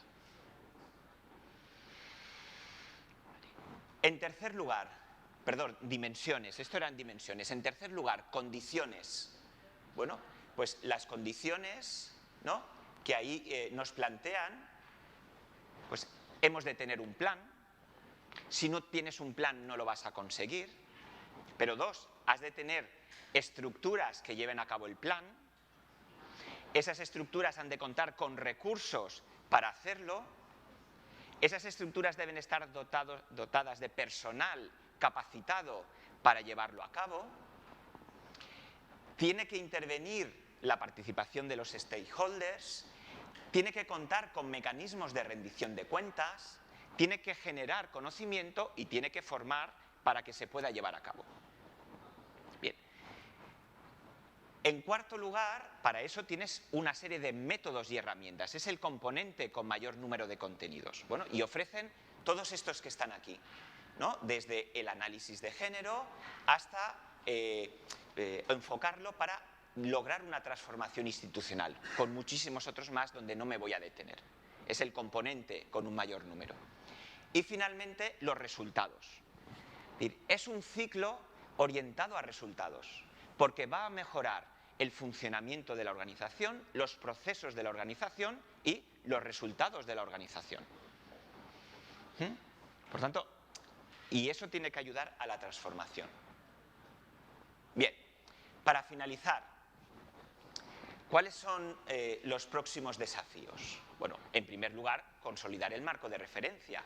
Si RRI no se consolida, no se va a consolidar esta área clave de la RRI. Y si gana la RRI, gana la igualdad de género, y si gana la igualdad de género, ganará la RRI. En segundo lugar, ¿por qué hablamos en el capítulo, Rosana y yo, del doble desafío? Porque tal y como se estructura es un desafío como área, pero también es un desafío desde una perspectiva de mainstreaming, porque es un desafío en cada una de las restantes áreas. Si perdemos esto de vista, estamos perdiendo, ¿no?, el foco. Y el gran desafío es convertir en un estándar, porque al final todos estos procesos es para convertir algo en estándar, convertirlo en un estándar de la RRI. De tal manera que el ciclo de la transversalidad esté anclado en el sistema de gobernanza de la organización y solo así lograremos la transformación institucional y con ella la transformación de la cultura. Muchísimas gracias por vuestra atención.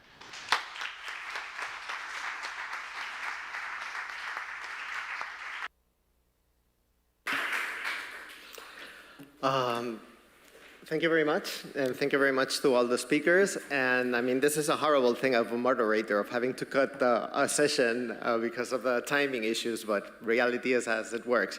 I think we got some very interesting suggestions, as I said, as we promised, some things of looking into the future, doing efforts towards open sharing, assessing different ways, in different ways, the research careers, the need for hard data to actually make sure that the interventions to favor research integrity happen, and achieving gender mainstreaming in the institutions for real structural change. So with this, I leave you for the coffee break, at least for 15 minutes, and we see you back here at 11, right? Thank you very much.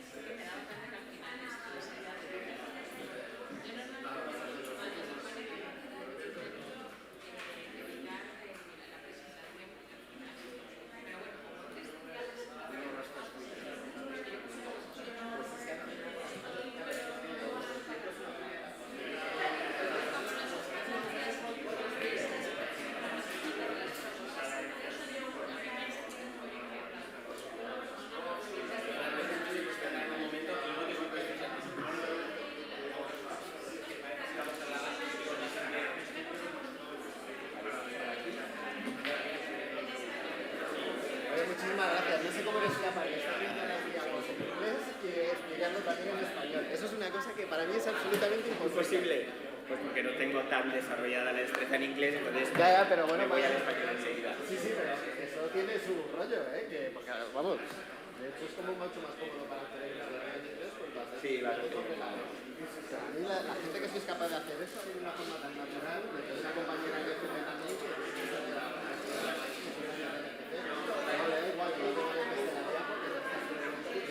rápido se lo va a para un lado y para otro. O sea, le vamos a coger fuerzas en el café.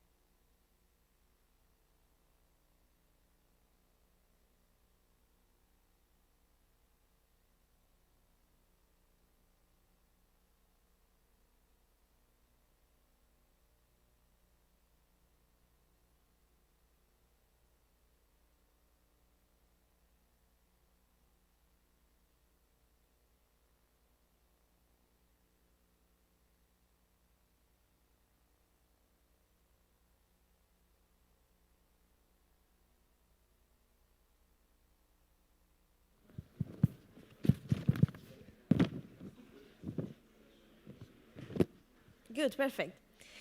So let's get it started because we've reached the last part of the ETHNA system final event, where we will learn more about the recent policies for the promotion of responsible research and also the current importance of good practices codes as a tool to boost research integrity.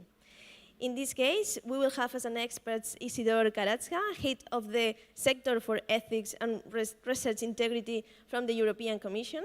And in the round table, we will have Alberto Pastor from the Miguel Hernández University, Krista Barantola, ALEA board member, Council of Finnish Academies, and the moderator will be my colleague Juan Bertolín from Spytech.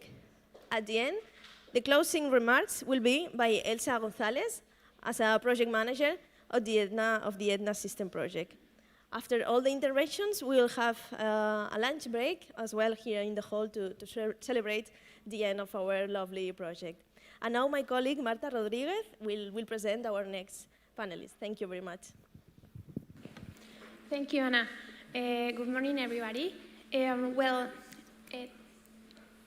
His name is Isidoros Karatzas, as Anna just told us, but you prefer to call Dorian? It depends who's looking for me. So I hope Dorian. Dorian is the head of the Research Ethics and Integrity Sector, European Commission, DG Sector Research and Innovation in Brussels. He is the responsible for the methodological and operational aspects of the framework program's ethics appraisal procedure. And in addition, through the ERA, a specific program, he is responsible for the development of a policy framework at the European level and the impact of the research projects in ethics and integrity in many areas, including emerging technologies and human rights, promotion of research ethics and research integrity, the future of ethics review, and also innovative methods for education and training. So with the presentation that Dorian is going to bring us, we are going to take a little trip to the future because he's going to talk about the next challenges in this RI field. So, Dorian? Thank you very much, and thank you to the organizers and to the ETHNA project for inviting me. It's a pity that I only found out about the ETHNA project quite lately. I found out about when I got the invitation half a year ago.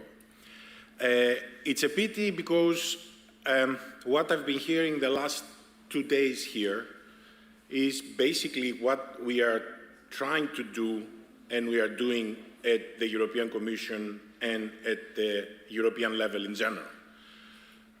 What I'm trying to say is that ETHNA is a success. And it's a pity that my team was not involved earlier because we could have benefited more directly from your work. It's never too late. Yesterday there was a discussion here, there was a question from one of you, okay, what's next? And what's next is something that is troubling a lot of our projects. What happens after the 3 years that beautiful work has been done, most of the times? What happens when the team has established connections, changes, they know each other, they know how each other works, not only at the personal level, but also at the institutional and national level. And then the European Commission funds dried out, and to our regret, we see that many times the teams dissolve, or they mutate to something else, to another project. This is not something that it's unfamiliar to us, and what obviously the Commission cannot fund in perpetuity all the good projects that come out of the funding. They do not have that purpose. And we always say from the beginning that the success of the project is not only the 3 years of existence or of the contract, but the efforts that are made afterwards to sustain some kind of a working relationship and further impact. I know it's a challenge, but hopefully we'll remain in contact with some of you to see how we can benefit for ETHNA. Especially because I think that in ethics and integrity, there is a great opportunity coming up. There are always great opportunities in ethics and integrity. But this time around, hopefully by the end of the year, we'll have the voting and the passing of the Artificial Intelligence Act. In ethics, we look, like most of us, with awe, fear, amazement, and hope at artificial intelligence. What the challenges are, what are we going to do about it, how are we going to react as researchers, as policy organizations, as funding organizations, and as society. I personally think that the AI Act will be a great opportunity for ethics.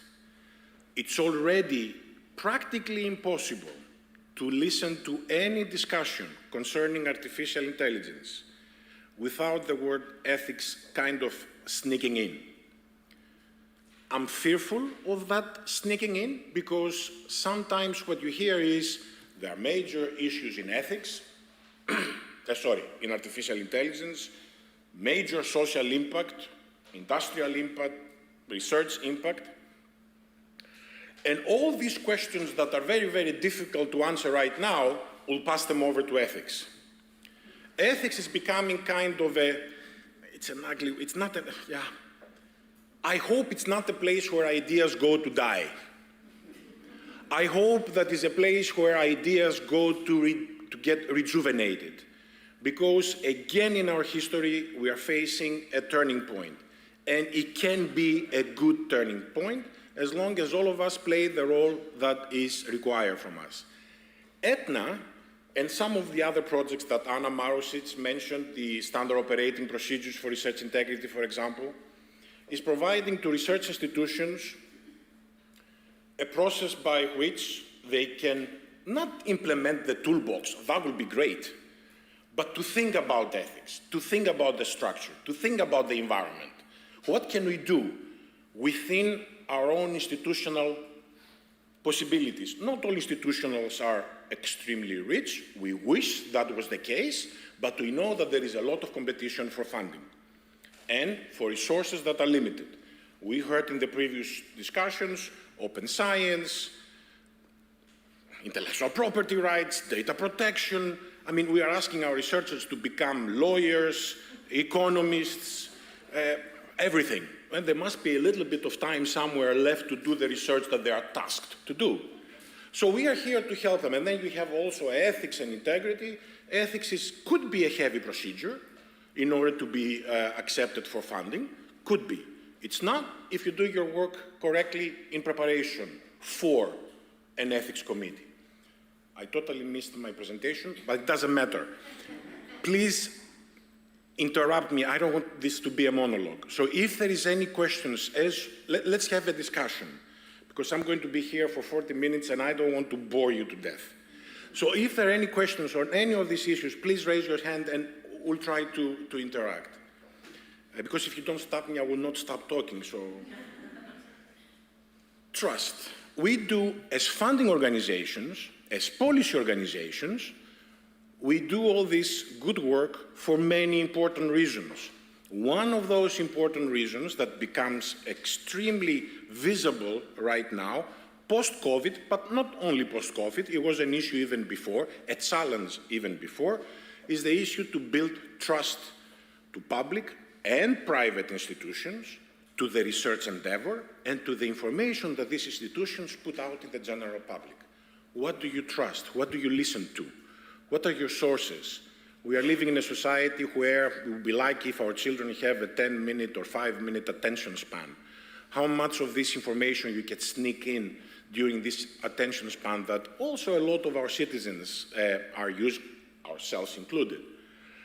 So trust and building trust is extremely important. I have the horse here because there is a Dutch saying that says that trust arrives on foot and lives on horseback. So it's very difficult to build it, very difficult to maintain it, and once you break it, you can kiss it goodbye. It is one of those elusive good things that you have to keep on it in order to maintain it. Also, during the 2 days, and this is a prime concern from our work in research ethics and integrity, is how you pass for higher principles to the laboratory. How do you achieve this balance?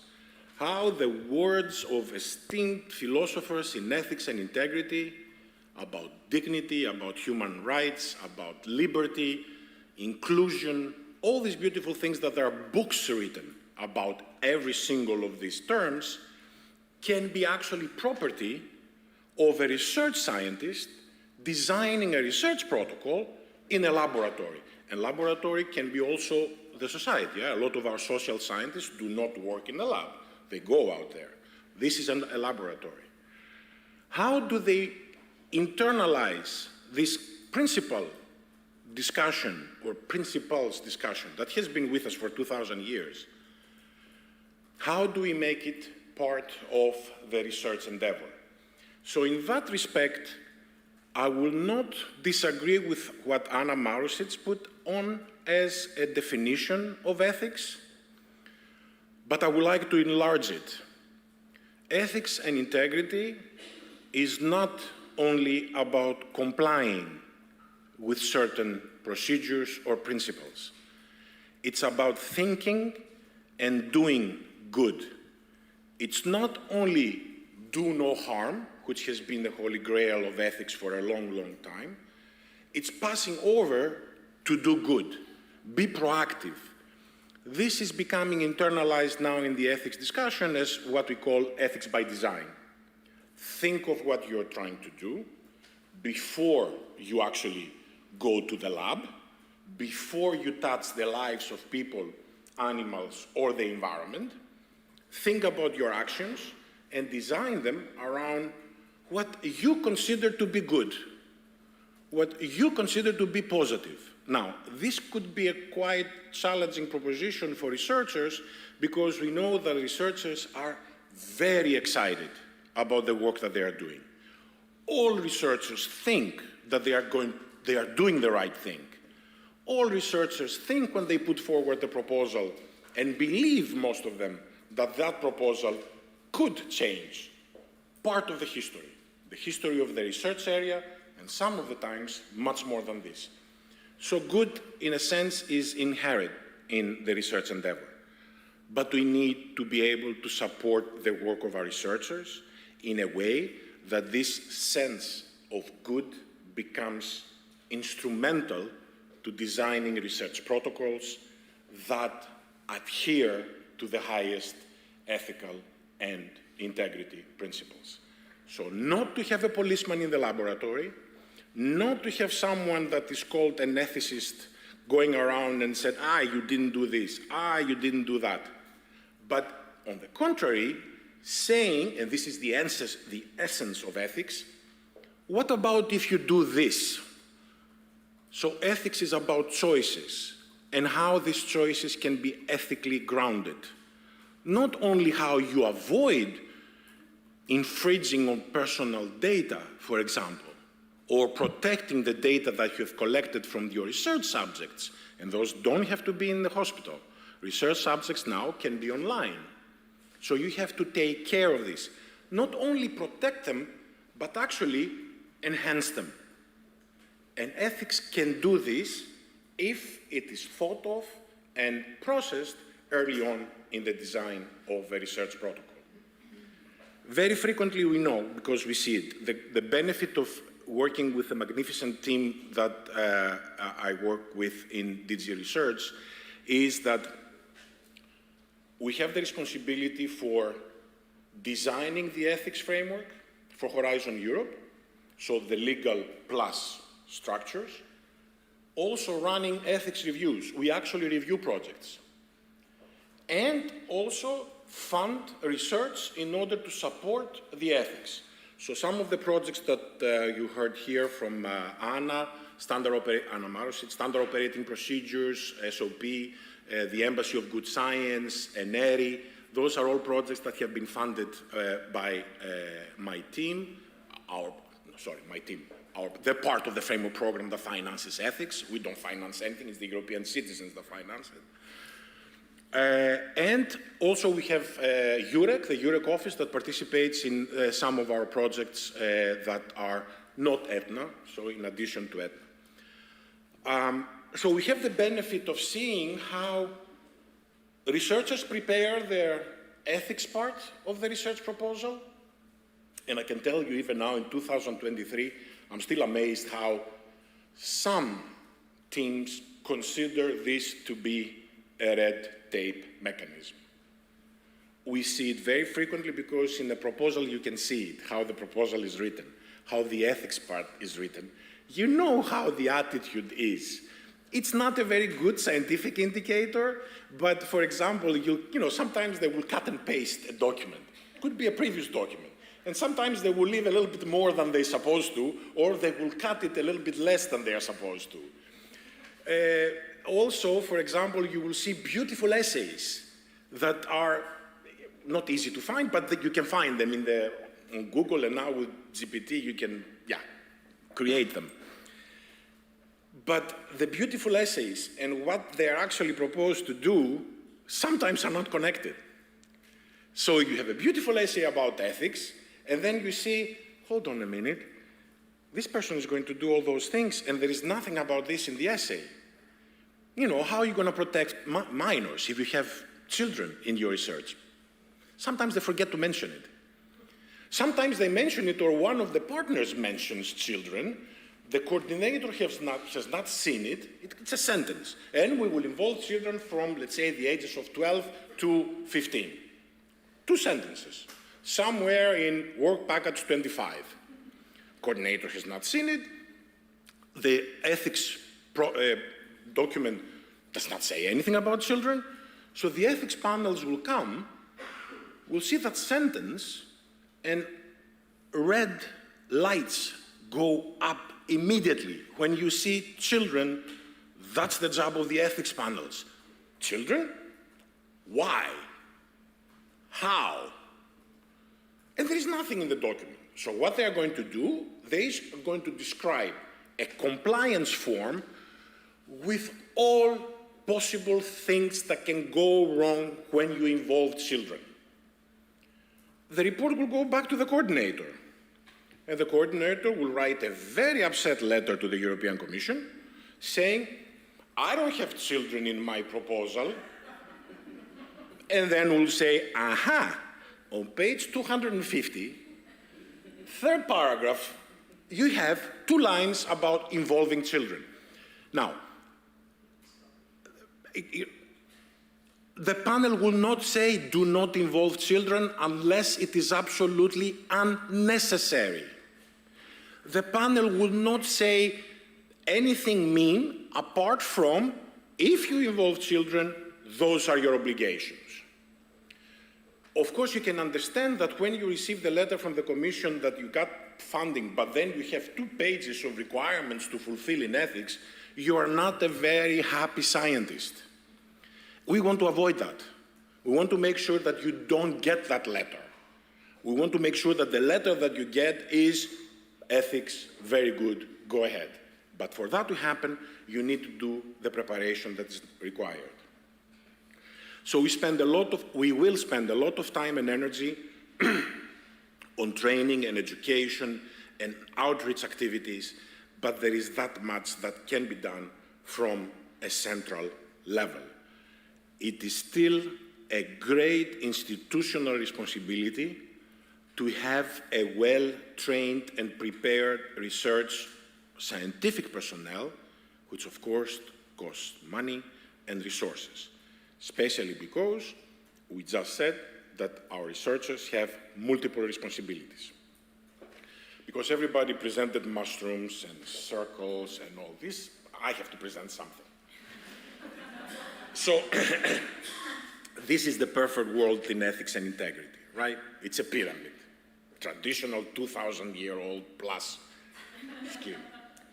So you have policy on top, and in the foundations of the pyramid, you have the main actors, the scientists, the research institutions, the committees that do ethics and integrity, and of course the funders.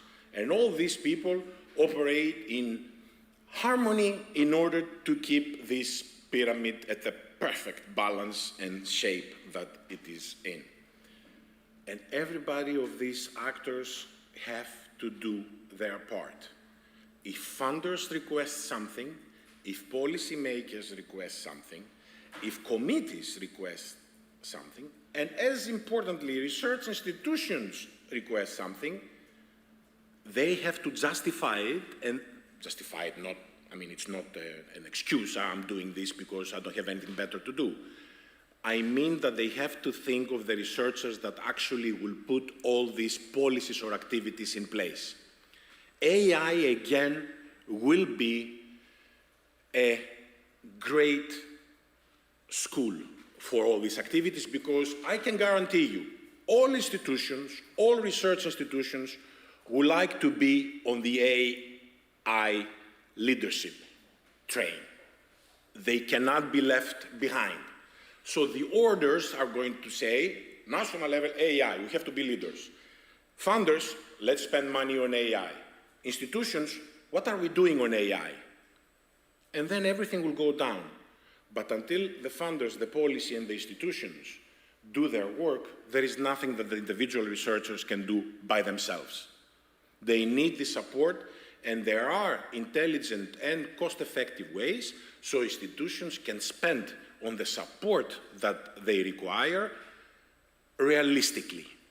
And the European Commission is building these systems, educational tools, toolboxes, in order to be able to help institutions to create this positive environment as much as possible.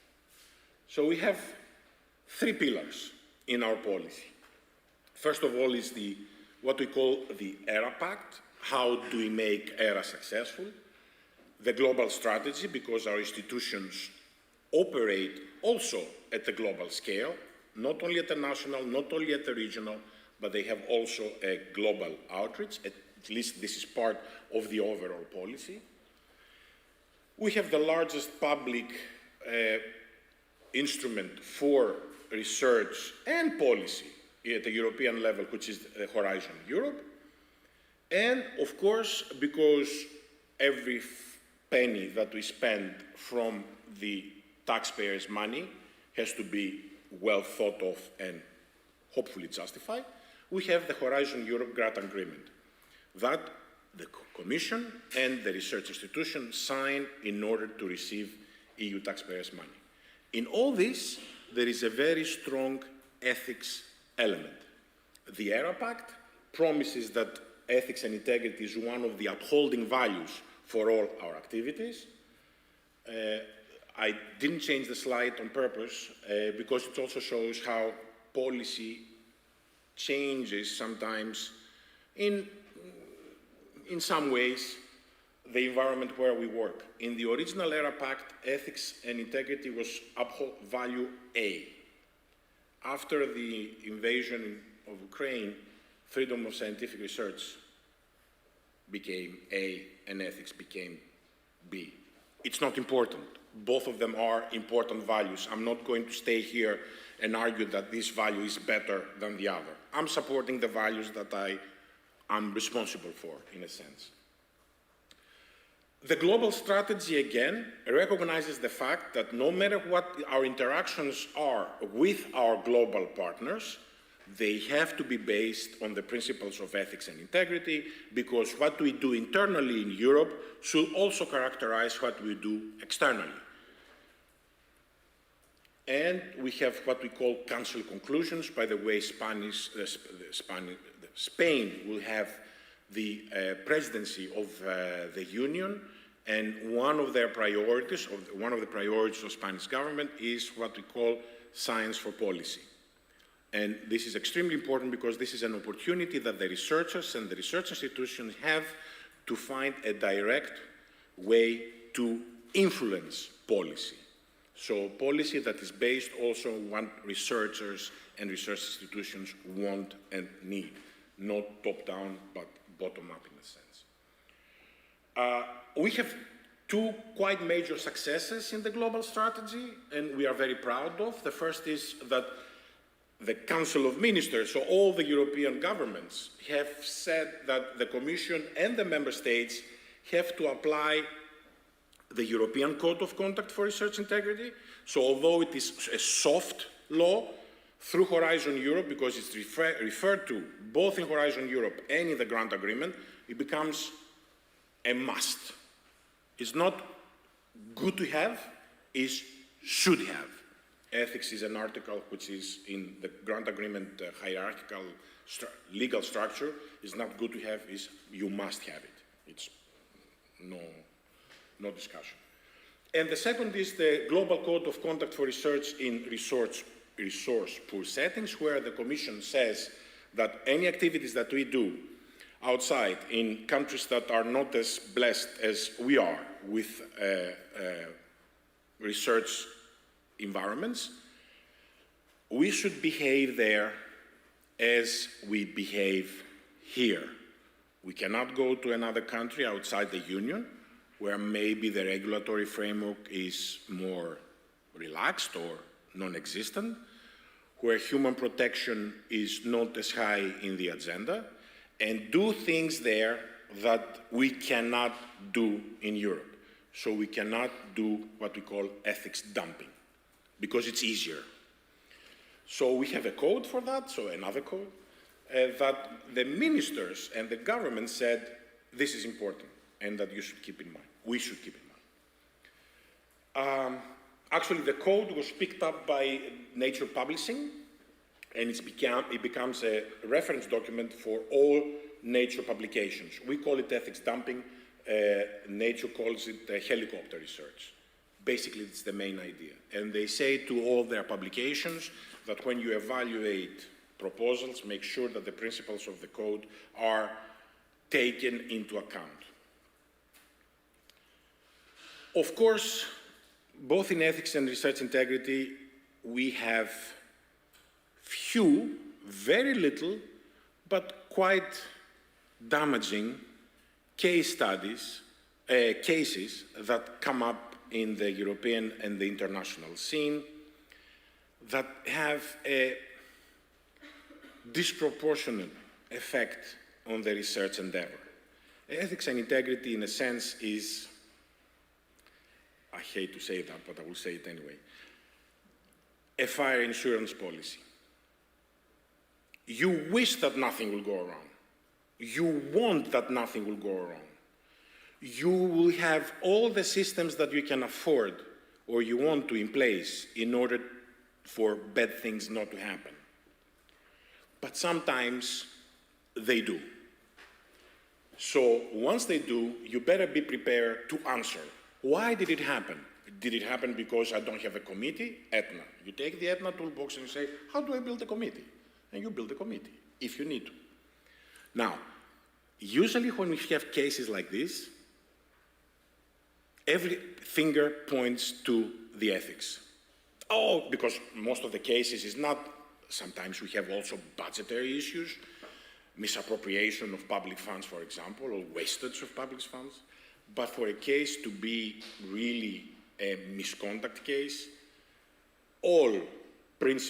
most principles of ethics and research integrity have been violated. In the major cases, I'm not talking about a student copying and pasting, parts of the PhD thesis. Not that is accepted, but that's not the problem.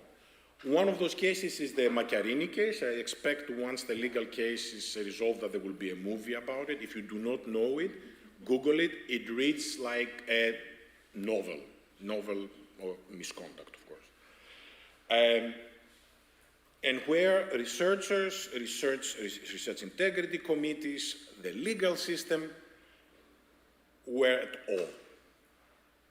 It was one of those cases that really mystifies us as people that work in the research endeavor. Look at it, it will take 4 hours to go through it. We had something that was very closer to us now, which was what happened with the COVID research. We had a lot of research once COVID blew up, And we had a lot of bad research that was published once COVID hit us. So one publication called it, and that was the British Medical Journal actually, so it's not any publication, called it the carnage. It was really a shock to the integrity of the research system that there will be such level of carelessness. Let's not try to say that there was indeed some kind of a wish to cheat. There were accidents. Everybody was in a big hurry to publish. You know that if you publish first, you will become cited first. We had the presentation before about open science. Everything that could go wrong went wrong. And we had this, which is not the best way when the public is looking for you for support and answers. And it's not late, it's 2000, I mean, not the latest, 2021. That was from a blog where we always think that misconduct and ethics is an issue for the biosciences, biomedical sciences. We have a problem there, what we call the inappropriate use of biomedical ethics to other disciplines. We have to develop, and we are developing, discipline-specific ethics requirements and frameworks in order not to hit all disciplines with the same heavy and necessary frameworks that we have for bioethics. This relates to ICT, computer science. Somehow they are a little bit, they were, off the hook for a long, long time. So nobody was looking in detail what's happening there. This is a field that is changing very fast. We know it, we see it. What is the sense of ethics and research integrity in this context? How can we apply something that has been applied for the last 70 years in an environment that changes even weekly, sometimes even faster? What kind of ethics makes sense in these fast evolving environments? So this is part of our work for the future of ethics. How can we rethink ethics, not as a compliance-only mechanism, but as a mechanism to do good? How much time do I have? 13 minutes. 13, 1-3. Yeah, 1-3. I would like, if at all possible, and if you agree, to open the discussion here. I have a lot of slides. I'm not going to go through them. Most of the things that I wanted to repeat, to say here, have been said the last 2 days. So I'm very happy that my presentation is boring. But let's open the discussion. Let's try to have a discussion for the remaining 13 minutes, if that's okay with you. Of course. So, any questions?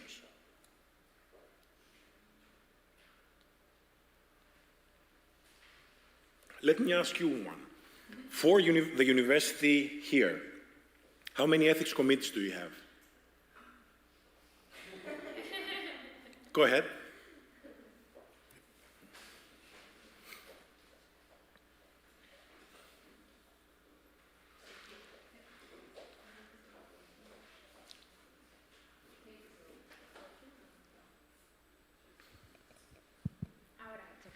Yep. Thank you very much for your presentation. In our case, we have 2 committees and are dedicated to evaluate.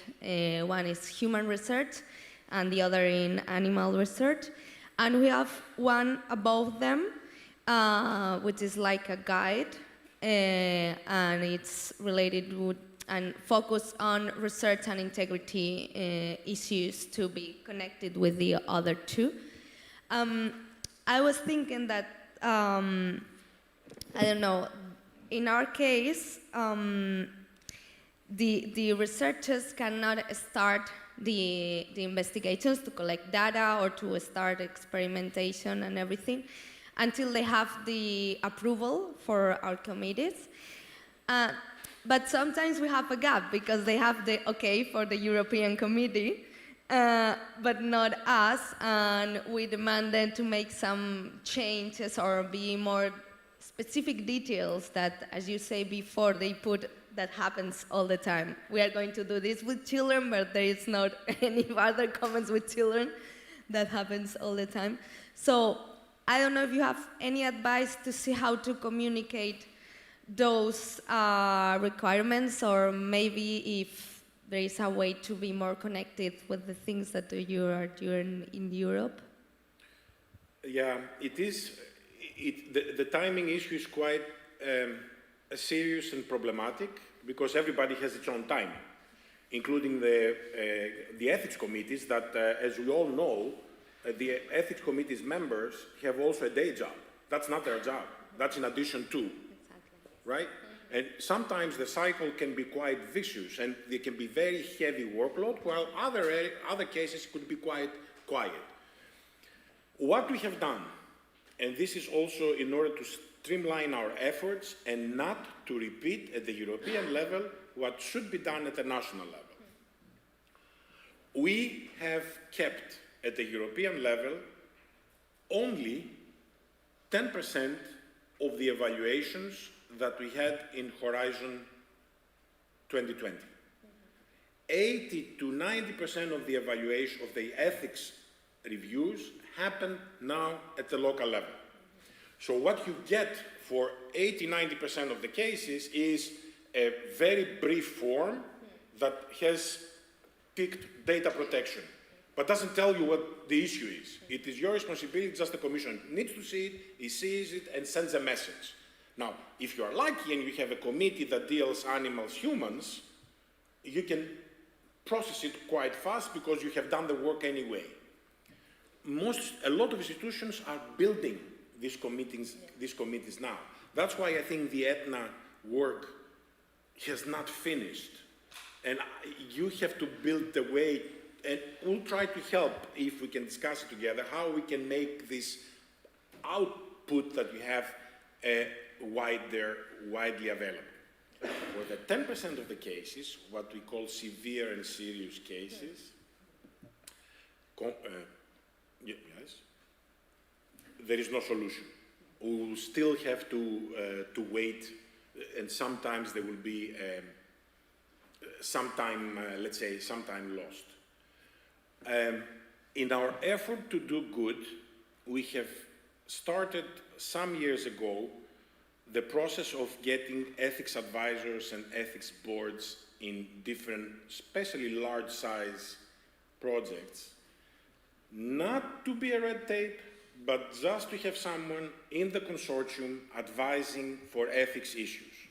Now that was a beautiful idea, but I have second thoughts, not because of the idea, but because how it is implemented. Sometimes our own panels, our ethics panels, tick ethics advisors anywhere where they feel a little bit uncomfortable. So you might have ethics advisors and ethics boards in projects that can be done locally with mentoring, let's say, in the same lab. So we are trying to balance this out. Plus, there is an issue of the funding. These boards have to be paid. The ethics advisors should not work for free. Ethics is nice, but not that nice. But that means that this budget comes from somewhere else that has not been calculated in the beginning. So what do we say to the researchers? If you do your ethics properly, you will not need an ethics board. If you do not pay attention to ethics, makes the ethics panels uneasy, makes the ethics report kind of, they don't feel good, so they throw an ethics advisor. The better you think about ethics, the more prepared you are, the less of this possibility you will have. Thanks. Here, sorry. There is one more there, and then we'll come one more, because the microphone is closed. Okay. Yeah, I'm from here, from the UHI. I'm part of the projects that have all you have mentioned. We received a letter of 3 pages with all the problems with the ethics, with the minors. So we are one of these projects. Okay, we have to add an external advisor. So even if we have a work package of ethics, we have in the advisory board we have an expert on ethics. But even that, we have to to take an external ethics advisor. And now we have the problem with, with the ethics committee here at the UGI, because to get the, we are working with VR, we are working with artificial intelligence, so we are working with minors, so we have a lot of, and we are from ICT, so this is the combination, the perfect combination, okay? So we have the problem with the ethical committee that when everything we want to do, we need to create a new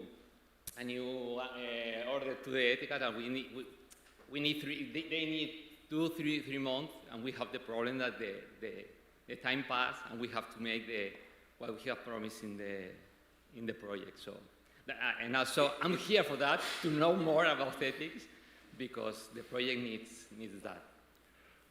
Once institutions get better prepared and they do not react only to what the Commission says, but they build internal structures, then they can say, well, the Commission is not perfect. It could be that our report sometimes makes mistakes. I never admitted that in public, but it can happen, right? I mean, you're the researchers. You can always say, no, that's not like this. What we see is that sometimes the researchers take whatever the report says, in the rarest of occasions that there might be a mistake, and they try to resolve it. And it would be easier to write a letter and say, no, it is not like this, it is like that. Now, then you go into a legal discussion. If you are nice to the project officer, usually the project officers are nice back. If you write letters that say, oh, this is ridiculous, I never do something, they get also upset. So ethics has to be about this discourse, not to save time, not to save money, but to do the right thing, right? And fortunately, we are at a turning point where institutions realize that in order to be competitive in artificial intelligence and other emerging technologies, they better be prepared. No shortcuts. One of the problems also is the base limit we have. We have 45, the base limit in the proposal. In the process, we have 55 bases, so you have to decide. Yeah. Ethics can be an exception to that. You can add more, especially if you are ticked as severe and complex. You can add. You have to ask the project officer or the call coordinator, as it's called. We try also to resolve it because a lot of the applicants do not know that. You know, and sometimes this information kind of, you know, after 5 hours of having a Horizon Europe application procedure, you know, there's some information that might kind of drops through the cracks. Well, we'll try to resolve it, but it's your request to have short applications. Where you're not going to cut from the science. I mean, you know, so yeah, it's a negotiation. It's, you know, ethical negotiation. Last question, please. Yes. What do you think, Dorian? What's your responsibility at the European, at the Commission level, for sound incentives for researchers? I mean, sound financial incentives that will then filter down to national policymakers.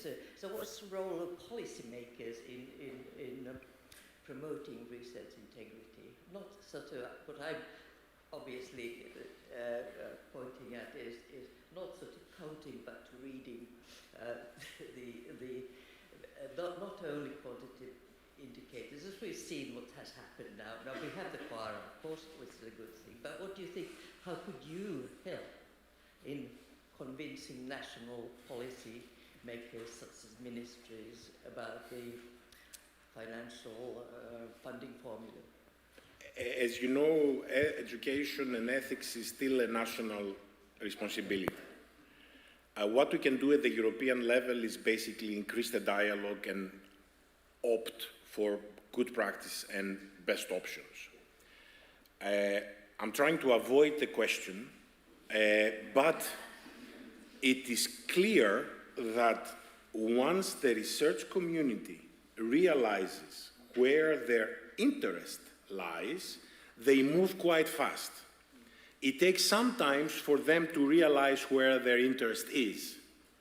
And there is that much that codes or policies can do. If the research community does not mobilize itself to affect policy design, somebody will do it for them. And that's wrong. That's why in ETHNA you have stakeholders. In all our projects, we have stakeholders, right? And we try to get this kind of bottom-up ownership of the policy. It's not only the design, it's that this is my policy. The same thing with the code. That's why you went out there to 40, 50 organizations to try to consult as widely as possible. And even here, we missed individual scientists, because our idea is to change culture. And individual scientists, how do you do that? It's expensive and it takes time, maybe in the next revision. Have also to have ownership of a code, because if it's not theirs, they will not follow it if they don't have ownership. So, look what happened, but on incentives, look what happened with the Dutch universities when they decided that when you do an application to become a member of the teaching staff or the research staff, you can send your CV that is a brick with 300 publications. Great, it's your right. But they will ask you, give me 5 and why. So don't explain to me why you published 300. Choose 5, any ones you like, and tell me why. And this is tricky because they do not want to see the one that was the most cited. They want to see what do you think your impact of your research is and why you think that this research is important. And it might be a very low impact. Of course, most of the scientists will quote immediately the highest impact, right? But that's not what they're after. This will become part of the culture, exactly what you mentioned, that my interest is somewhere else. If that becomes more of a norm, maybe, just maybe, the publisher perish will diminish too. Because it's not important to have 300 if you can have 10, 20 good publications. The reform of the assessment system. This is a major effort. Ethics and integrity is there. It's not quantified, but if you ask me, if you work in an ethics office, in an integrity office, even as a volunteer, as a member of the committee, being a graduate student or a postgraduate student, you should get merit points. You should get points in your CV that help you advance your career. For me, that's what makes sense. The research community has to decide. You know that the commission is very easy. You tell us, develop a system of merit, we can do it. We are happy to do that. But that's not the point. The point is that the research community does it and say to everybody else, that's what we think is the right way forward. Dorian, thank you, not only for the content, but for the passion and honesty, and I think the expression that you transmit to us. So thank you, everybody, and the next round is in 2 minutes.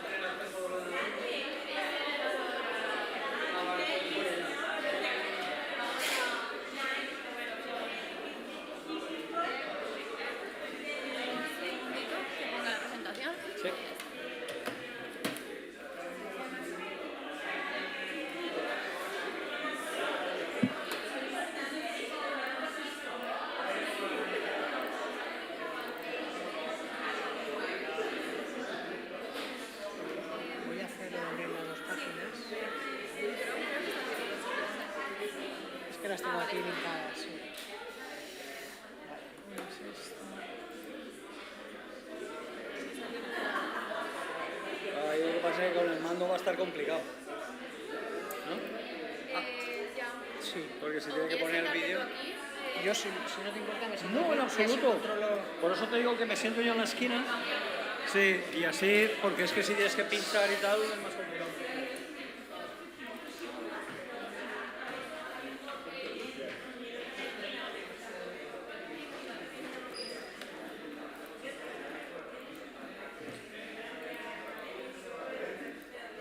Just checking how do you change the slides?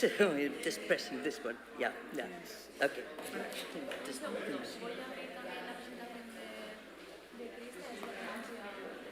Ahora no puedo salir.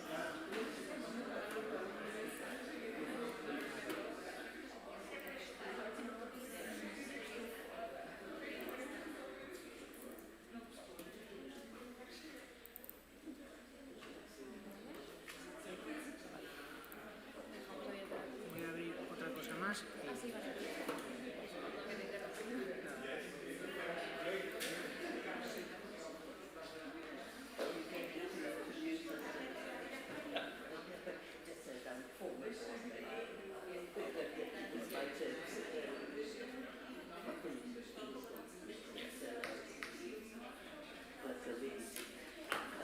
I'm on the permanent working group. I was writing down some things about you. Okay. So Yeah, so if I can Utilizas el ratón y it's on already, so you can use it for your presentation. Okay, good.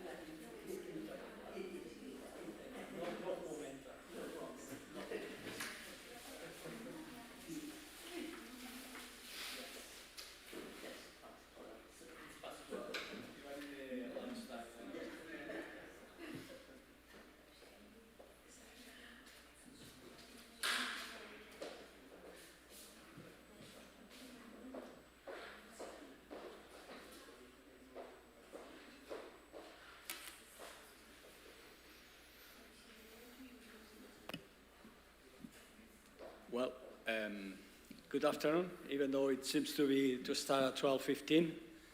I don't know if, should I wait or, no, I can go, okay.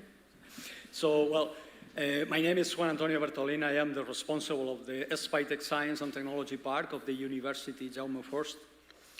And in this last roundtable, we are going to talk about the current importance of good practice codes as a tool to boost research integrity. I have the pleasure to introduce our both speakers today, Alberto Pastor Campos from the University Miguel Hernández in Elche, in Spain, Elche, and Krista Barantola from all European Academies, board member, and I will introduce them afterwards. So Alberto Pastor is the head of office for responsible research at the University Miguel Hernández, around 10 years. He's secretary in the Committee of Ethics and Integrity in Research at the university and vice president at the Committee on Ethics in Animal Research at the University Jaume I. And also veterinary surgeon, and he is working in animals labs and is specialized in human bioethics. So thank you very much, Alberto, and the floor is yours. Thank you, Juan. Well, first of all, thank you to Elsa and all ETHNA system people for inviting me. I'm very pleased to be here, and I'm learning a lot. I'm always learning. So I don't feel myself like any expert on integrity, but at least I can count or I can say what are we doing nowadays. Okay, when I was asked to make this presentation, we had a Code of Good Scientific Practice since 2011, and we made the second edition 3 years ago, in 2021. but we didn't decide the goals of the code of practices. We just put many information together, many pieces of a puzzle. But for doing this presentation, I do it the opposite way. I said, okay, what we try to do with this code? And we think we try to accomplish 4 goals: to establish a standard of conduct based on integrity, then to promote the responsible research and innovation approach, and this is only from the last edition, not in the first one. To improve scientific quality, we had something in the first edition, but we try to improve it also, and to educate about ethical and legal requirements of scientific practice. We also improved this part. First of all, before going with the goals, I would like to say that it's very important that we talk about the European, or view on the European Union context, because we are here because of that. Also, we are proud, we have to be proud, we have to be happy to be in, I think, the most advanced place in the world thinking about ethics and integrity. So, in fact, ETHNA is founded by the Horizon 2020. We have also the Horizon Europe. And then in our particular case, I have to say that this quality seal about human resources strategy for researchers has helped us a lot to improve on many things. And for the place where I work, for the Office for Responsible Research, we have participated in many things since we began with this seal of quality in 2020, if I remember well, like doing this second edition Code of Good Scientific Practice that we had kind of a bit forgotten in a drawer for 10 years. Then we created a tool for evaluation the research impact in sustainable development goals. Also, we developed another tool to try to measure the responsible research in our university. I will go a bit more about these tools. Then we participated in other things like the Research Data Protection Protocol, or this year, for instance, we are working to include the ethics approval as a new academic requirement for doctoral research. So every doctoral research is at least supervised. Okay, this is our Code of Good Scientific Practice. I'm not going to open the website. You have the presentation with all the links. And we did this second edition in the frame of this human researchers strategy. And also, there was always included, you have also to make education about all the things you do. So we do webinars, we try to educate our students from the degree, university degree level, to then the master and doctoral studies. We then did this index, this is the index to measure. I know it's the limitation of this index, it's a prospective index, it's based on the declaration of, it's kind of similar timing than what is done, the ethical declaration, it's kind of a prospective index. We still are not measuring, but we want to, what happens at the end, after the publications. It's an index from 0 to 100 points. And then we measure specifically also the impact of the research in the Sustainable Development Goals from 1 to 5 stars. And then if you want, in the question sections, I can go a bit deeper about this. And also we have made not only webinars, but presential education for also for professors and all that. Thing is that my experience and opinion, it's easier for us to educate young people because they are eager to learn, and easier to, if you want, to put mandatory education than to professors. This is also for the, just wanted to include that we have this doctoral thesis or this PhD phase also included in our page. We also made education, and now I'm going to center in the goals. And the first goal was establish a standard of conduct based on integrity. And then to do this, I'm very happy to be here with this test. I have worked so much from all European academics. The European Code of Conduct for Research Integrity was our main base to develop the concept of integrity, and we also had a look at the Concord Act to support research integrity, because this is made in the frame of UK universities, and since we are a university, we thought it could be a good idea. They may face the same problems that we have. So what we have done, this is more or less the sections we have in the code of good scientific practice. We have a principles of integrity in research, and I'm not going here to discover you anything new, because we just took the one from Malea, the reliability, honesty, respect, and respect for me is the most important one, and accountability, very important, perhaps the more difficult to implement. Then the commitment to dissemination and implementation of the code, because we already thought that in the first edition, that we don't want it to have another book forgotten somewhere. That's what happened the first 10 years. Now we are having another approach, and we are focusing on education about the code as a key element of our reviewing process. Then we have defined institutional responsibility for the training and education of young researchers, and the conditions of how supervision and mentoring has to be done, and the obligations of people that is in charge of mentoring or tutoring or supervising young researchers, even from the university degree levels. No? At least we here in Spain, they do a little piece of research, little work of research when they are ending the careers, the first degree level. Then we talk about authorship of scientific works, what has to be done, what is considered an author, what shouldn't be considered,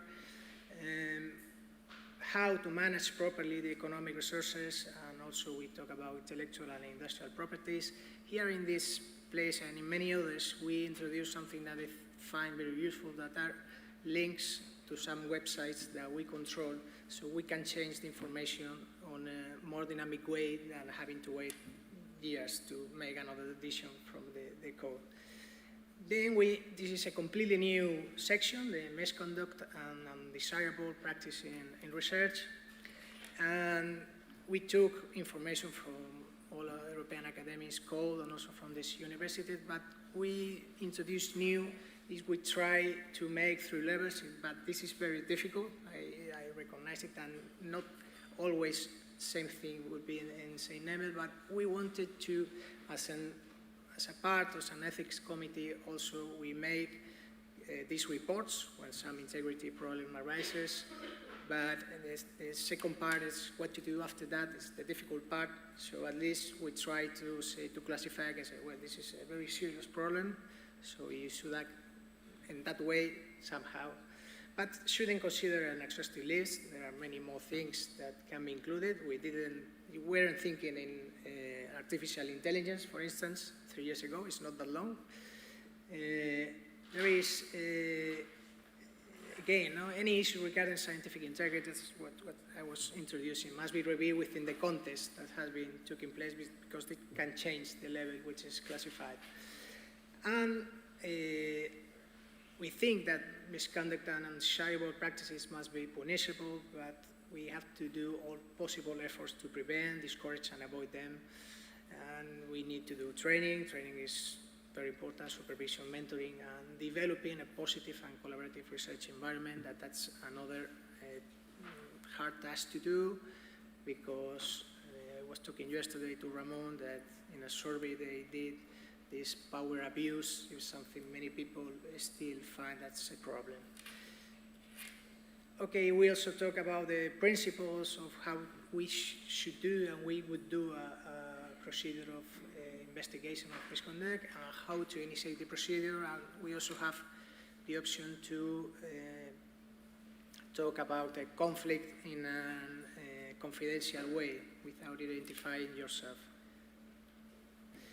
Well, very serious, the things though you all know, no? Fabrication, falsification, plagiarism, not retracting a paper when the researcher knows that it's a serious error and doesn't do anything, And when we reach legal obligations, we also think that should be very serious, like beginning a research project without being approved when it's legally required. And this sounds something that we shouldn't be there. That happens sometimes.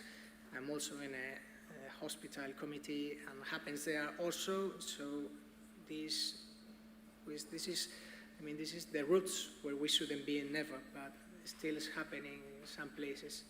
And for sure, breaching the duty of caring for humans and or animals, we should include also here, the environment. And well, the misuse of personal data, as you imagine, can have many categories also. Okay, then serious, we try to introduce here all peer review related, as the bad conduct or misconduct when you are a peer reviewer.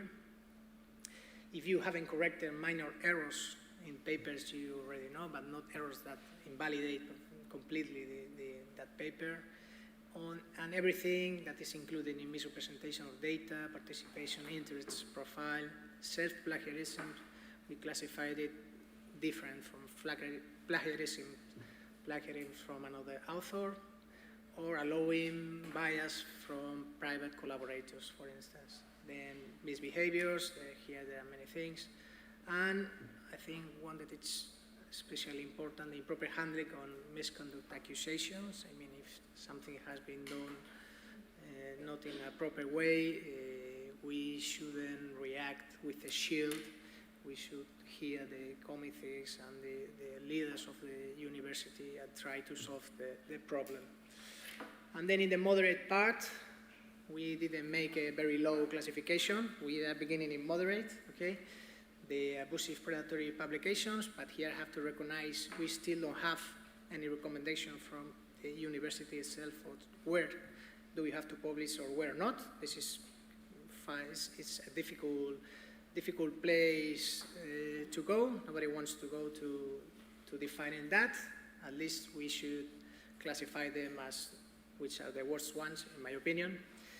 Then ignoring breaches of research integrity, citing selectively, very extended, and unnecessarily expanding the bibliography, I think very common also. Okay, then the second goal was to promote responsible research and innovation approach. This was a whole new section. And we made a combined approach between the keys that were published, because it was at the same time from the Horizon 2020, and we also took in account the Sustainable Development Goals. And you all know all this, but I have to say that in these tools, I have talked before to try to measure the research integrity, we combine both things, the Sustainable Development Goals and all the 6 keys you already know that are included in the ETHNA system, for sure. Then we try to align with other things that we have in the university, because there are many people working, many different services, offices, or whatever. And we had also a responsible social responsibility report. It's published every 3 years, I think, where there is a little section about ethics and core values. And one core value specifically is this big one, social responsibility and economic, environmental, and social sustainability. And then we relate it to the development goals. I'm sure you have seen this graph before, since these 17 goals can be divided also in these 3 axes. And we wrote in 2020 this, that I think it was a good idea, that the base rectorates with competences in responsible research and innovation. There are not always the same people and even the same vice rectorates.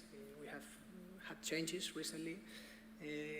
They are committed to design indicators that make it possible to measure the responsibility of research activity. We were already thinking in these 2 indicators.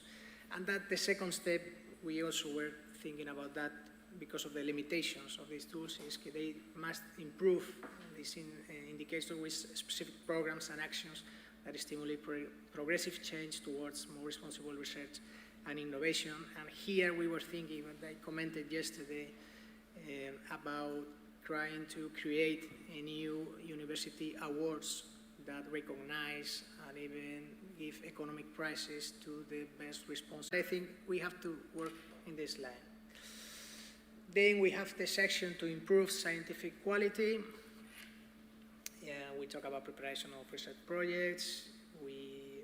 Of course, there are sections that include part of integrity and part of quality, you know, how to deal with data and materials management, recording, documentation, storing, custody, and sharing on data and biological or chemical material,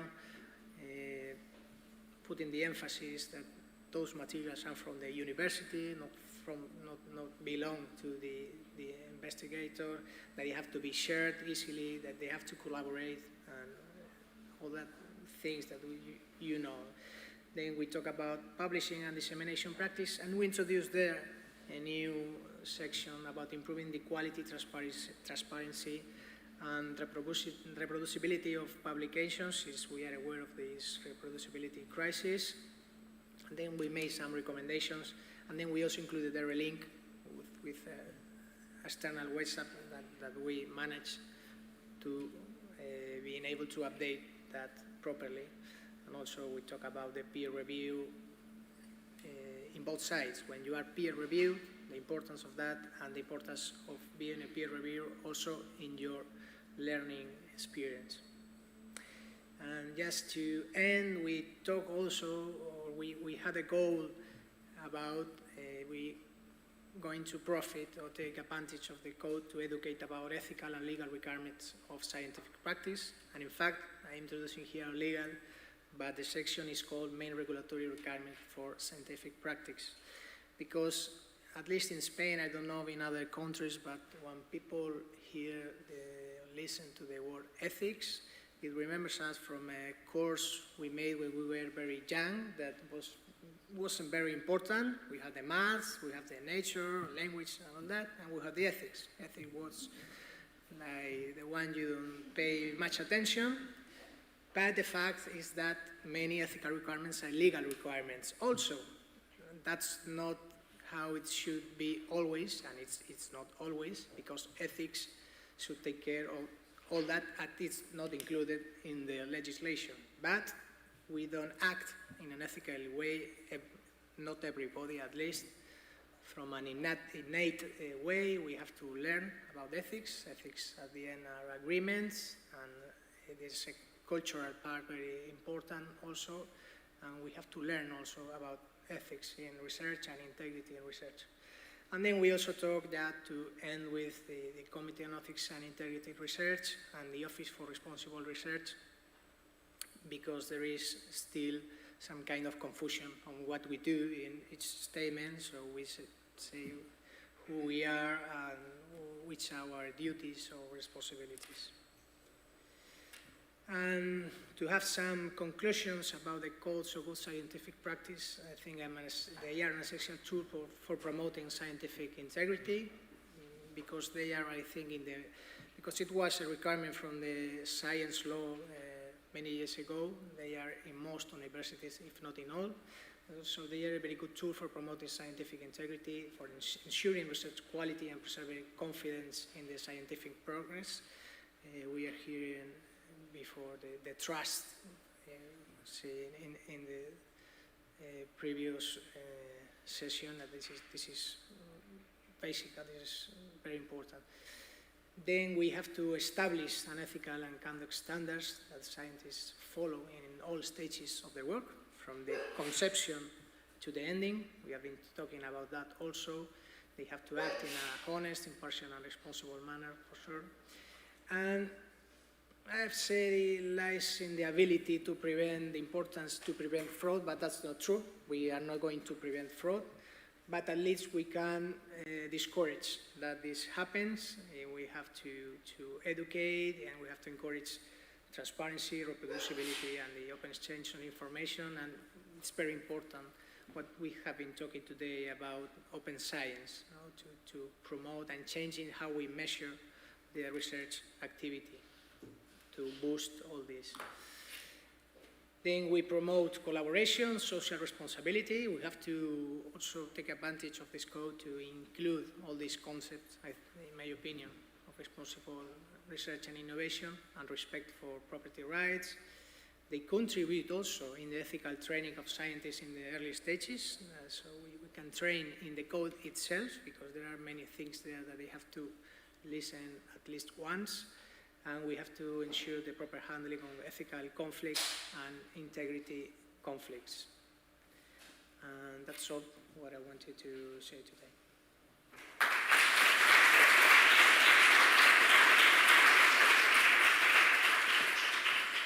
Thank you very much, Alberto. If you don't mind, we can leave the questions for the end, right? And in order to go faster or at least smoothly, right? Thank you very much. Very, very interesting. The next speaker is Krista Barantola. Tervetuloa Castellonini. She is the member of the Council of Finnish Academies and on the Finnish Academy of Science and Letters. She's professor and rector emerita of the University of Tampere, and also academic field. She's working in the academic field of English linguistics and chair of the University Board of the University of Jyväskylä. Sorry. She has been working long-standing interest in integrity and chaired the National Board of Research Integrity and member of the All European Academia in the Permanent Board, also in the Working Group of Science and Ethics. So, Kiitos, Krista, and the floor is yours. Thank you very much for this invitation, and thank you very much for giving me this enviable position of being the last speaker. Almost everything has already been said. So I'm just to make one correction. So I was on the ALEA board for 6 years. That's the limit of board membership, and my membership. So I'm a former board member at this stage. But from this today's point of view, I think the most important thing is that I've been chairing the drafting group of the ALEA Permanent Working Group on Science and Ethics, and I'll say quite a lot about the revised, or we like to call the refreshed of the ALEA 2017 code. If you'll allow, I'll say a couple of words of the Finnish system, because I chaired the Finnish National Board on Research Integrity for 9 years, and I'm still an expert member on that board. And what is special about that board is it's a national board, and all Finnish universities, research institutes are members or are committed to following the national guidelines in sort of research integrity, what are good and responsible research practices, and also the instructions of how to of the procedures of investigating allegations of fraud or misconduct. So you could say that this is a system that's over 30 years old, so it's quite well accepted by now. And it's based on self-regulation, but it's an offer you can't refuse from the point of view of the Ministry of Education, who's responsible for funding.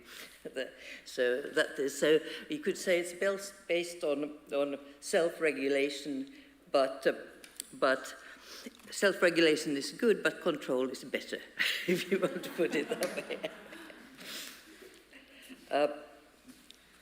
So that's my background, and we've been, at this same time as we've been working on this ALEA code, we've been working on a revised edition of the Finnish guidelines. So they're also finished now, but unfortunately didn't have so much responsibility with them this time.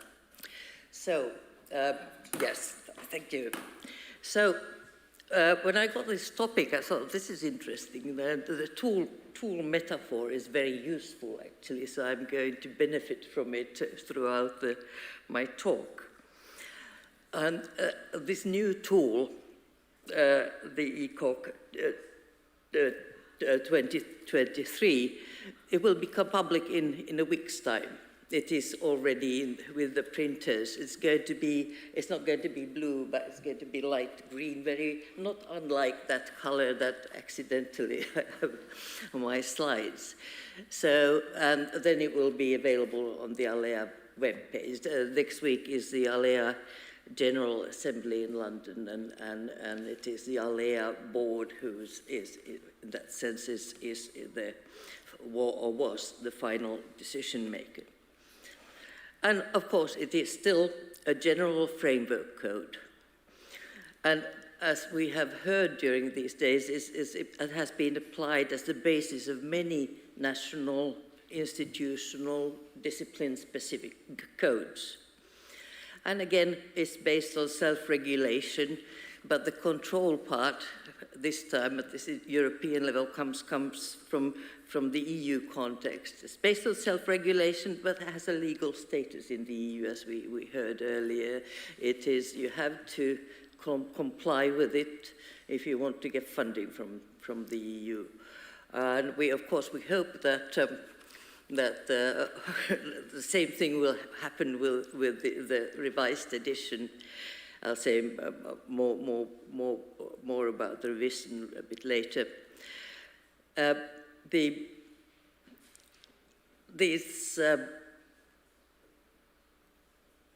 principles, as we heard from Anna Marušić, we heard from you, and that are there in these 4 principles. I mean, you can divide the ethics world up in many, very different ways, but this was the way we took many meetings when we were working on the first version, or the 2017 version.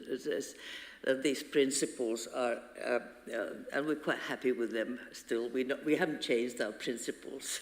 So it's reliability in ensuring the quality of research, honesty in research, and this is a shortened version, and respect for colleagues, which I think is extremely, and for the environment and research participants. And accountability, and I think the accountability part is we have to rethink of what it means in practice for different operators in the research community. And now we can go on to the principles for the revision. Our first principle was, and is, as few changes as possible, just because of these reasons I mentioned, and because there is nothing wrong with the 2017 code. But we can still improve the tool. That was the principle. But in particular, the update aims to take into account the major changes that have taken place in the research environment, as we also heard today. The Eekhout, as we have started calling it, it's one of the acronyms, refers to all research fields as before. So that's why we keep using the word research, because science is problematic in English, particularly British English, because it tends to refer only to natural sciences. So we try to get away from the problem by calling it research in all possible contexts. And the code refers to all actors in the research community, not only researchers and research leaders.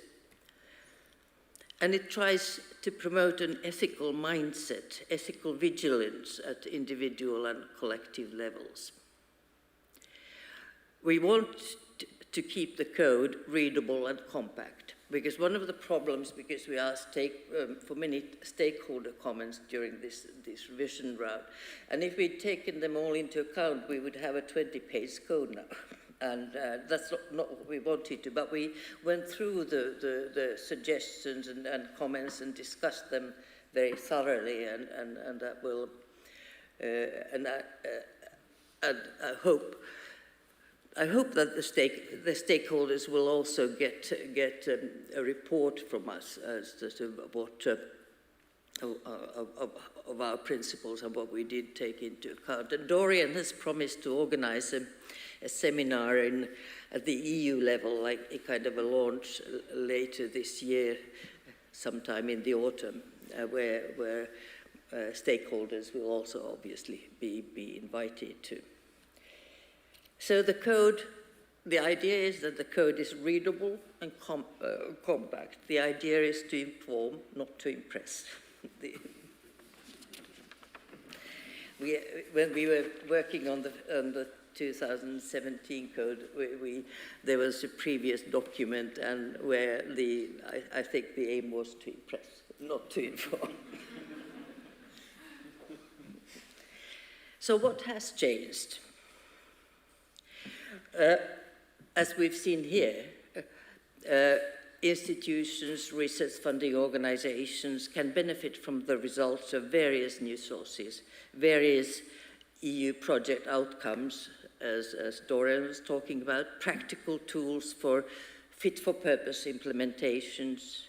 The SOC4RI toolbox was mentioned, the Embassy of Good Science, the ETHNA system, obviously, and I wanted to mention the pro-ethics framework, which is another one, has very many commonalities with the ETHNA framework. I had a chance to attend there because I was on the advisory group of that, and it's coordinated by the Center for Social Innovation in Vienna. And it is for funders of participatory research and the problems that they've been piloting their framework. So you see, there are tools, also tools that need to be used with other tools, and see what's the best, what the best tool is for what purpose. Also, what has changed radically, I would say, is that there's currently much more emphasis on the need to improve the overall research culture, research environment, and that is why all actors in the research community are responsible for research integrity. And this, I think, will come out in the code. So the focus is shifting from the individual researcher to the whole system. And also to avoiding, and this was my question to Dorian at the end of the last, previous session, is that counterproductive incentives, particularly in funding decisions, and that is what Eva mentioned this morning, the publish or perish mentality is disappearing, and so thinking of what is good for research. And obviously then these recent new developments in technology, particularly in digital media, social media have had a major impact on how research integrity, I mean, reaches even non-research context, so to say. And all these AI applications are concerning many ethical concerns, and of course this decision by the European Parliament and how it will be implemented will be of major importance. So because I'm an optimist and a bit of an idealist, I think you have to be an idealist in this field, I think that we can achieve something if we just stick together and work together. So I think we can move on to the what is happening, and this paradigm change that was mentioned this morning, reassessment of indicators used for research performance. Beginning, I mean, here I would say to Dorian, yes, we are, a research community has been reacting, has been for a long time, but it has not been heard. But now it's the voice is stronger, and because the funding organizations, the universities, the individual researchers saying, look, a researcher's life is not about publishing only. And counting the publications. It's about time to start reading again, if you want to put it that way. And so that's why, and and I heard this from when talk about European Research Council, saying that they would like to have much more focus on collaboration instead of brutal competition, much more appreciation for cross-disciplinary efforts. So this quality versus quantity, finding a balance there. So this is the vision of the Quara coalition. So diverse outputs, practices, and that maximize the quality and impact of research. And when you go back to basics, you really want to, who would like to do bad research? And I don't think you get anybody to say, oh, it's okay, I don't mind about integrity, as long as I get a publication, or I don't mind about ethics. I don't mind if it has no impact as such, as long as I can keep my job. I don't think we have those researchers. I think researchers are honest people. And so that is, I think that we need to get back to this idea of why we're doing research, because we want to improve this world, I suppose, and find new solutions for tricky problems for these, and we want to do it in a way that others believe in, and so this is what we have at the bottom. This ethical mindset is there. So, okay. So what does the European Code of Conduct mean in practice? How you can look at it? It tries to create a mindset that is favorable to research integrity. You know, I have this badge, I love research integrity. And get rid of the tick the box mentality that we've also been talking about. In other words, the idea that ethics is something that comes as an afterthought.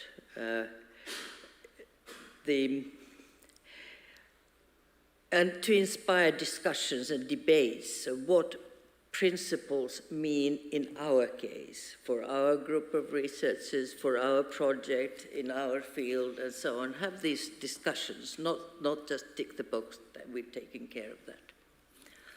And to recommend application of adequate tools for implementation.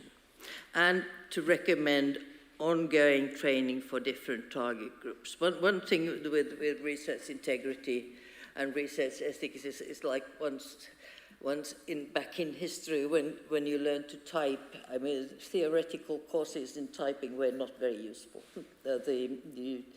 You need to apply. You have to have a hands-on approach to research ethics. You have to have a problem. You have to be working with something. Then training is at its best when you have questions already. And that's why you need different training courses for early career researchers and for seniors as well, if you could get them involved. But I think slowly things are changing again. Seniors are the trickiest problem, but the current juniors will become seniors, and maybe they have different attitudes when they reach that level. And to emphasize institutional responsibilities, to provide adequate and inspiring training, to be responsible for funding and for helping researchers with their questions. And I think everywhere we should look at research integrity and ethics as an essential part of quality assurance, because that's always been a problem for me during my career, because there was this period when quality assurance accreditation was a big thing, but they never talked about ethics. It was more of the nitty-gritty and a quality handbook that gets dusty on the shelf, if I may say so. So I think it's very important to see that this is quality assurance. it provides a good working environment. And to focus on non-punitive approaches and focus on best practices.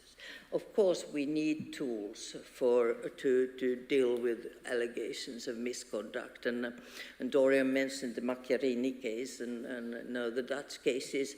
Yes, we have used the hammer and the axe. And that, of course, is necessary at that stage, but we need tools before that, for preventive tools, for providing a system where these if you see this happening, the perpetrators, so to say, get caught at a much earlier stage. And this is probably the most amazing thing about the Macchiarini case, if you read the novel about what he did, that how could he get away with it for so long? And so what was wrong? And the problem with sanctions, however, is I think that they're usually directed at individual researchers. They are an easy target, not the system, not the institution, not the research culture. The culprit tends to be, in the end, it's always the individual researcher, research group, and that's a problem. So we are moving, as we've seen here during these days, from general tools like the Eekhout to precision tools. And what is a specific characteristic of these RI tools, I think it's they target at different levels of concreteness, different context, but they are compatible with each other. They don't speak against each other. And these layered codes sort of hopefully lead to a kind of harmonization in ethical thinking. Not uniformity, not normative uniformity, but a kind of harmonization in our thinking. And that, I think, is one of the potential effects of the code of conduct, the Alea code, because it, when it's used as a basis, and people said, no, this is rubbish, nobody said that. They've just suggested improvements, but nobody said that this is not true, or they've said that you could express this better. So that can lead to practical and solid implementations. And they can hopefully also lead at the policy level to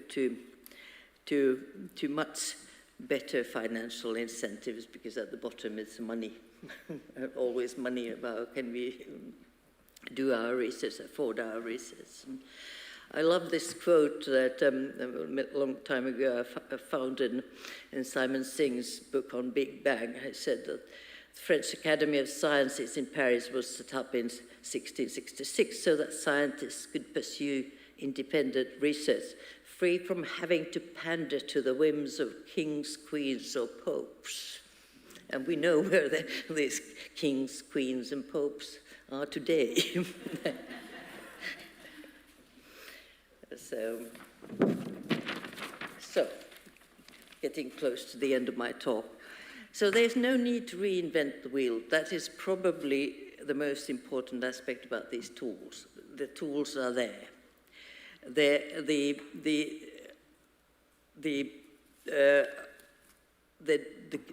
number of codes, number of guidelines, number of tools are fit for purpose in different contexts.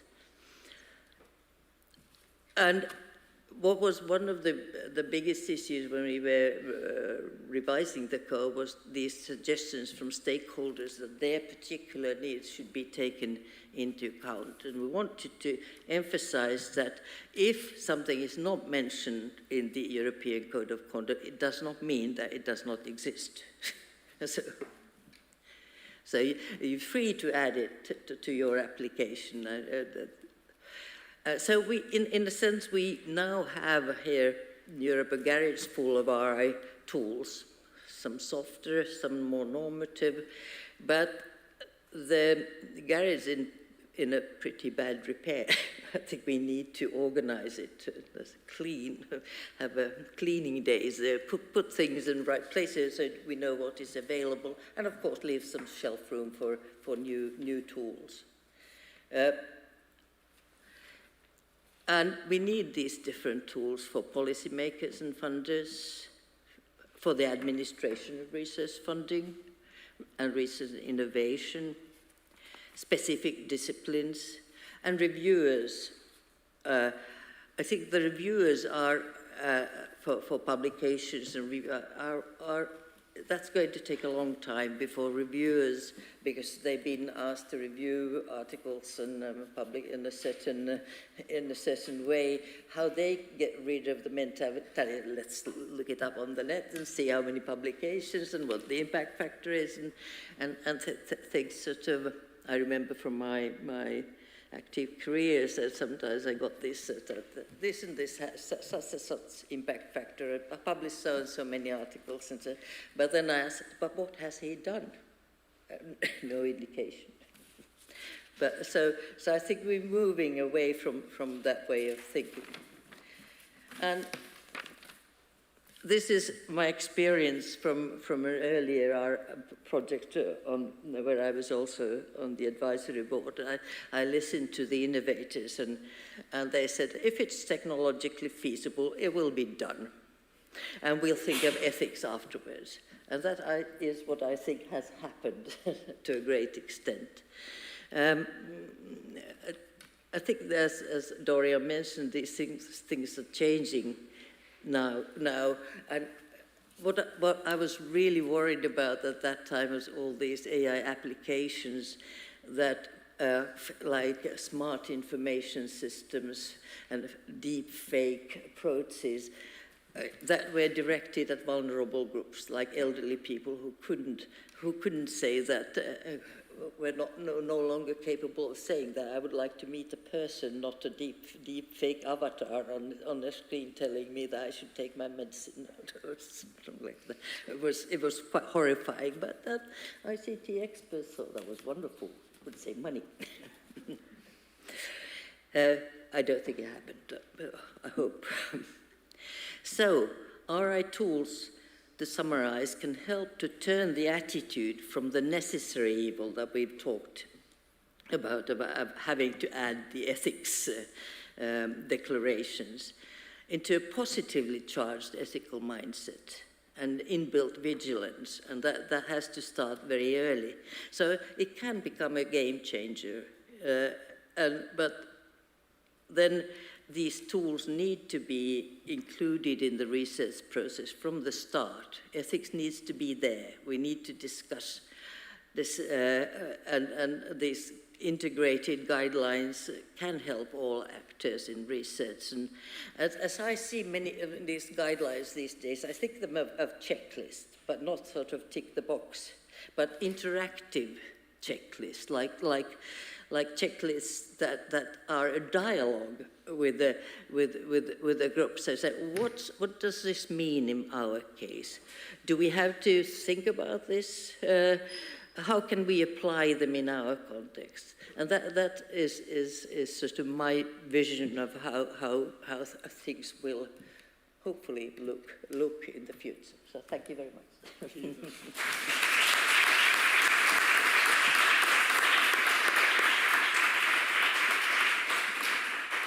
Thank you very much. It has been really an open box for new thoughts.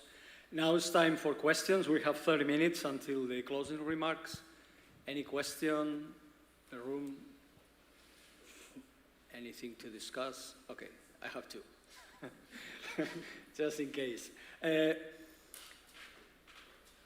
am pointing out in some way Dorian isn't here, sorry. The Dorian's comments about to be convincer. I mean, the Punisher versus be convincer of being ethics evangelist. Because in your last slide, you say, if it is technologically feasible, it will be done, and we will think the ethics afterwards, right? It's obvious that you have created a lot of tools, in order to improve the quality of the processes, but I don't see like the previous step of how we can perform a feasible change management in order to, not to punish you, but trying to convince you that this is not the way that Dorian was pointing out that before, right? How do you manage that? Or, because it seems like all the codes are just made for if you do bad things, you will feel. There's an axe. Exactly. And the thing is, how do you could change the minds of the researchers before in order to understand that the code is something, a tool just in case, right? That's my question. I must say, if you can switch on. Perhaps I have not explained well the philosophy of the code. There is only a section about the misconduct part, because there is the education part of the code also, so everyone knows what shouldn't be done.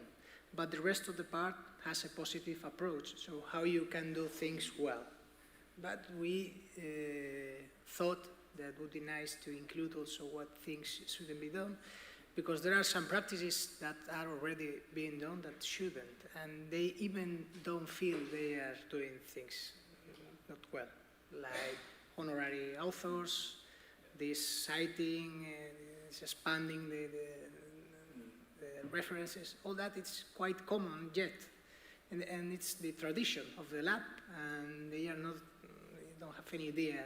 So if we don't try to educate young people that this is not the way to go, I think, so, but no, I'm sure it has not to be a punishing approach. In fact, we have punished very few people, at least in the years we are at the university. But I think we give a bad message if someone does really wrong and it doesn't happen anything. So we have to think in both things. We have to take the positive approach, but they have to know, okay, we are not going to tolerate if you do this. That's what I think at least. I don't know if you think different. I agree with you, and that's why that's why the ALEA code, for example, starts with what is good, what are good and responsible practices. But then you have to tell, well, if these are not good practices, and even it's not only misconduct. Misconduct is usually defined in terms of the three baddies, and that's fair enough, but also include unacceptable practices, which what you mentioned are there, and they're punishable if necessary. So but I think the idea again is to educate and say, look, this is not good for research if you do these things. You might advance your career for a short period of time, but you will get caught in the end. We're not doing anything that's useful for us, useful for spending public money on. I may add just one thing more. Yes, of course. In the principles of respect, I think we always forget the respect for yourself. And that's a very big concept. We don't think many times, and that's the most important. So you shouldn't do it for yourself, not for the people, for the punishment, or for... But may I add one point? Of course, we have to keep in mind not to make the instructions and the system too heavy, because that will be counter-effective, and it's counterproductive, because so we have to think of sort of how to make the researchers' lives easier, and I think it is by integrating these issues at the suitable time. Yeah. I think there is a question. Yeah? Yes, my question concerns also misconduct, because in your list on the moderate misconduct, there was selective citing, and I started to think about humanities, because there's several surveys about habits of humanitarians to cite. They cite the same works and they find different aspects from the same work.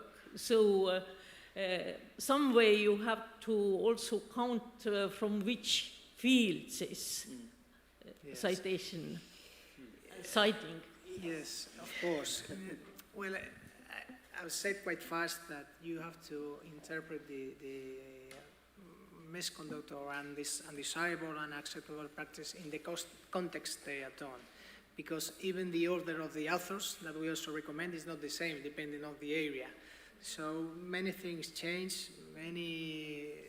There are areas where publishing alone it's a good thing, and other ones that it isn't. So we cannot make a fixed structure that this is moderate, this is very serious. Well, we can agree that plagiarism and falsification are very serious, but the other levels have to be studied. It's just a reference to begin with. Good. Yes, if I may continue, so this is a continuum, obviously, and new things crop up, and so we have to, again, I mean, we try to prevent them from the beginning, not after the fact. So, yes, that's the point. Another question? Two questions? Sure. Hi, so thank you very much for your presentation. It's been really interesting. And I have a question that maybe can concern to the other presentations too before. There is something that keeps me awake at night, that I do ethics for a living, so a lot of things keep me awake at night. So in research, in animal research, we ask the researchers to justify why they are doing to do that. And they also have to justify that there is no one else doing that. So there is not going to be 2 times the same data because you are going to use lives. But it's not exactly the same in humanities or society science. So I'm very concerned about the investigations that are doing the same things and wasting in some way the money. And maybe I was thinking that in which way codes and also maybe COARA can help to connect those data, and if that could help to avoid that problem. I suppose that we turn to open science and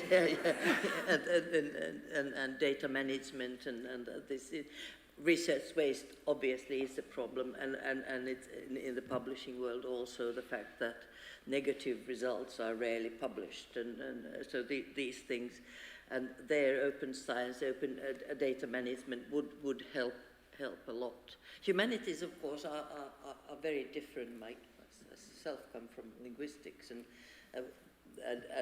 it's very difficult to say that your study needs to be reproducible. Well, it can't. I'm sorry.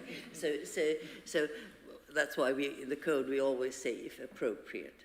That's one of the questions you have to reply to when you look at the things. So, but definitely more open science mode. All the open access initiatives are very, very valuable. Of course, the big problem is that the publishers tend to be ahead of you. Always they think of a way of making money from you. Yeah.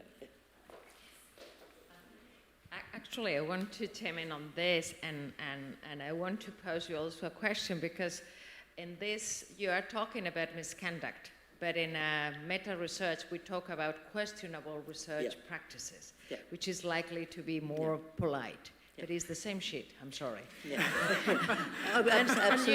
And you know what we do misconduct or questionable research practices because we are under the pressure of publishing. Yep.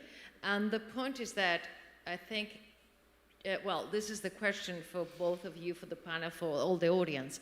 You don't think that if we change the pressure, we put the motivation of will in something else, it will be a different conduct.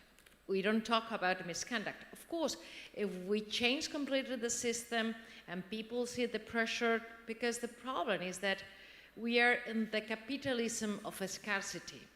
We don't have millions to give money to everybody, so we have to put stupid recruitment criteria, stupid funding criteria, and always those are related with the competition of the publication. Yeah.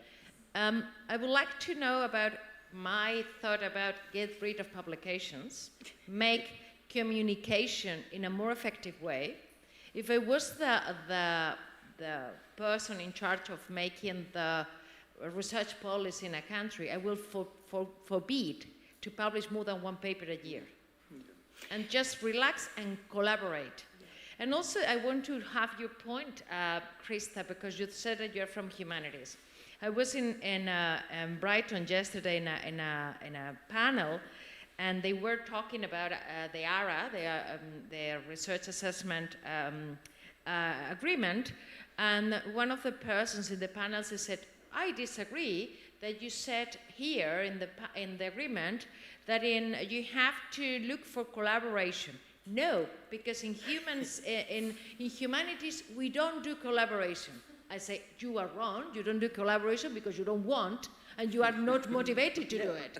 If the new rule said that you have to collaborate, that would be much better if you research on medieval age, if you do with people all over the world. Why you have to make a book on your own office? Yeah. That's a tradition. I don't think the tradition is going forever. We have to split and completely break the tradition. I want to have your point on this and the whole of the panel and the audience about changing the incentives to changing the conduct. Yes, well, short answer, yes, I agree with you.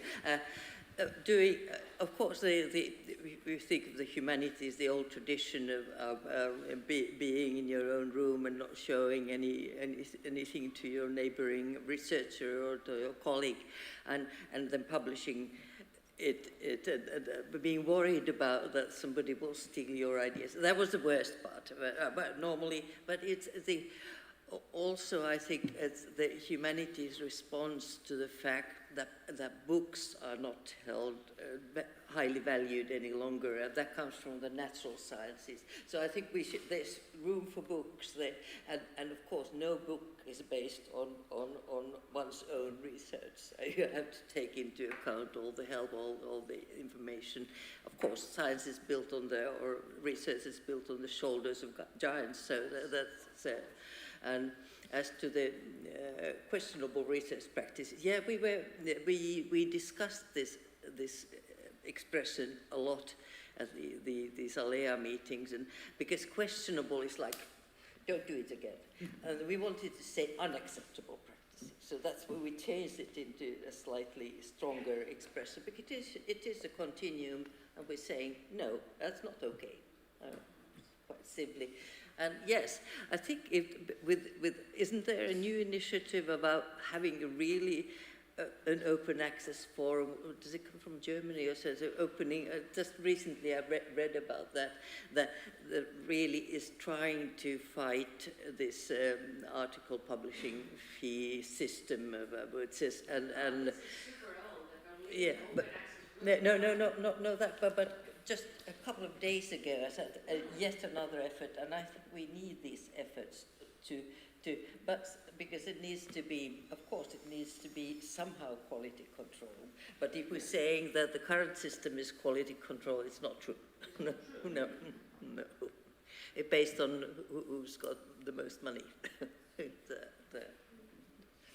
Sorry. I would add, I'm quite biased to bioscience studies, but I would add that I'm very concerned about this reproducibility crisis and all this experimental work, even with animals. You know, we are very concerned about reducing the number of animals, but at the end we are doing bad science, using very low animals. That's a complete fact. And I was thinking the other day that shouldn't be published any scientific work that hasn't been tested in more than one lab, a different lab. So we should oblige them to collaborate. So not giving a prize for doing that, you have to do it. You don't send me the result of just one experiment in your lab and your conditions with animals that who knows how they are handled, how's the light, the condition. That's not science, and that's how science is based. That we have underpower studies, and then we have a complete mess in that part of science. So we should oblige to do it at least twice in different places, different conditions, and if that works, okay, go for publish. I know if it is too strict or something, but I think we have to change how we do things. And also publish negative results. For different reasons, and not only publishing them, just give credit.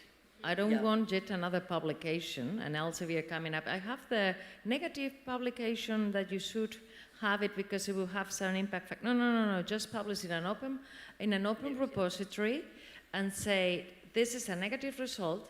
We will save money because we will not repeat it for nothing. Yeah. We will save the integrity and we will save the animals because we will not make them suffer for nothing.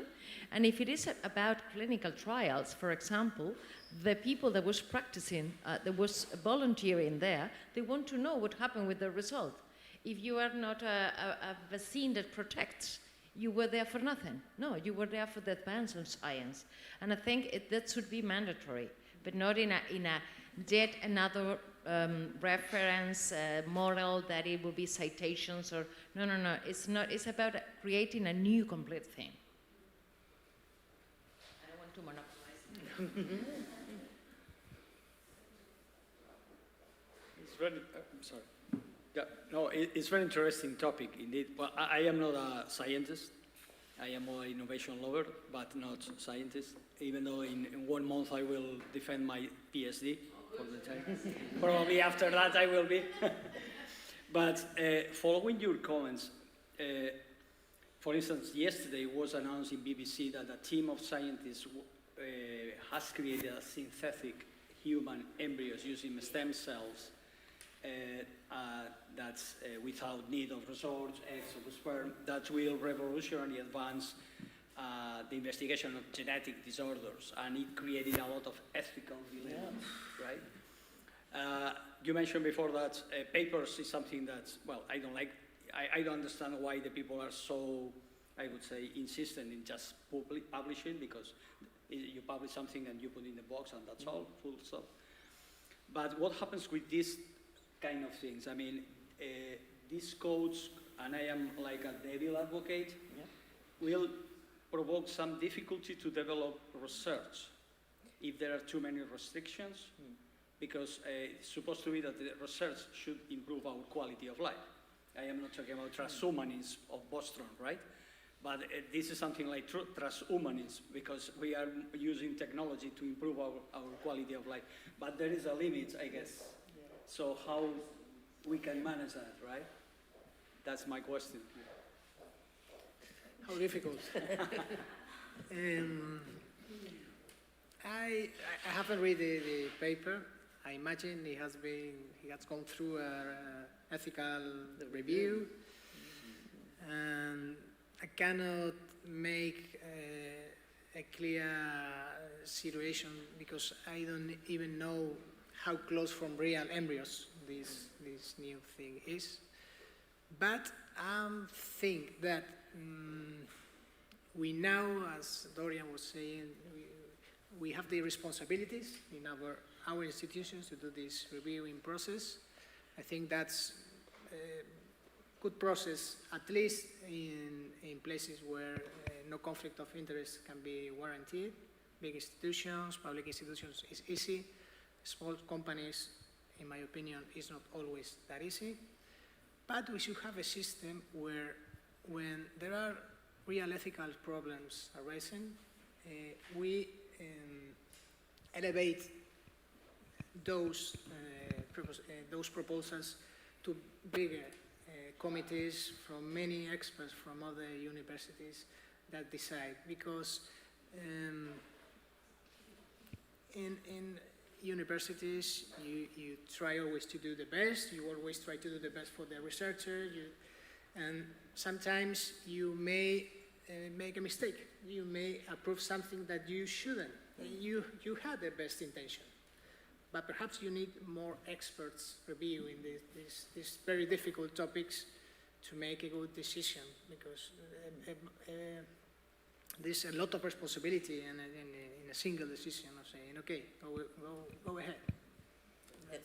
Yes, and if you think of it, like clinical trials, animal research, and of course these are normative. I mean, they're legal constraints, they're laws, and they're ethical committees that decide on these things. So again, we have a continuum of things. Where we don't have these normative things, yet it is, for example, AI, which is now a very big concern. So I think we need, from soft law to hard law type decisions, and of course, if we look back in history, I think it's a horror story.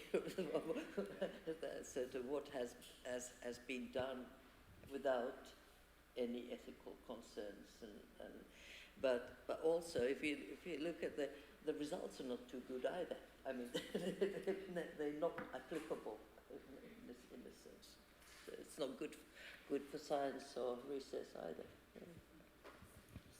There is another question. Hello, Cristina here from the Spanish Foundation for Science and Technology. I have a question that just came to my mind because I also read the same news about the human embryos, but I also read that there is no paper behind it yet. So for me, that also brings a lot of ethical questions because there's no paper behind it. So what is your take on that? That there is no actual results. That's the news. So my question would be, what is your take on also the ethical point of communicating the research to the public? Of course, I mean, it's irresponsible in a certain sense if it's a research group that has published it in this way. It's like a social media stories or social. So there's all media has picked it up, and the researchers have said something totally different. So it's only wait and see. I think you need the reviews, you need the comments, you need the real context before you can decide on anything. This is the problem with the ChatGPT at the moment as well. The media love it, and they have developed all sorts of stories about it that are not true. And you try it, and then you draw conclusions that probably not hold water. Okay. Any other question? I know here. Yeah. We still have 8 minutes, so plenty of time. So, listening to you and also the previous presentations, my first feeling is, okay, I tend to agree with what you say. But then my difficulty is that I come from a very different area from most of you. I come from engineering area and technology development. And although I might agree that your general frameworks and tools and so on might be applicable, I still feel a difficulty when all your examples and illustrations come from, okay, clinical trials, dealing with animals, with children, and so on. But if you just act on with these kind of examples, then my colleagues from the engineering fields, and there are many engineering fields and technology development, they would say, well, this is not for me, I'm not dealing with these things. Nevertheless, technology development has a very strong impact on humans and animals and nature and everything. So I have the feeling that the traditional RRI community needs to collaborate more with other areas like engineering, technology developers, because otherwise you get in an ivory tower and you don't really reach a very large community of researchers. Okay, now you are listening to AI problems, but it's not just AI, it's all the engineering developments, all the technology developments. If you pick any field of engineering, we have tremendous challenges there, and it is necessary that RRI reaches these people.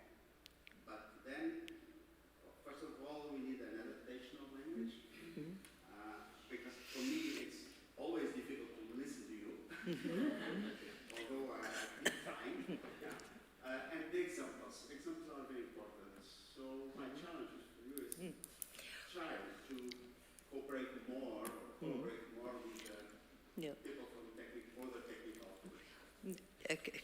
Can I reply by asking who do you think is in the ivory tower? in a sense, does the technology community really care? I mean, are they worried about these things? Because I think that, if anything, they should be able to provide new tools, don't you think so? I mean, yes, obviously, I'm just teasing you now, so the collaboration, I think discussing these issues, because the tools that the engineering, the technology community need to come from them. I mean, following the principles. Again, so it's unfortunate if technology experts are not part of these research integrity associations. We actually in Finland we have engineers with or technologically educated people in the group. Professors from the University of Technology, in other words.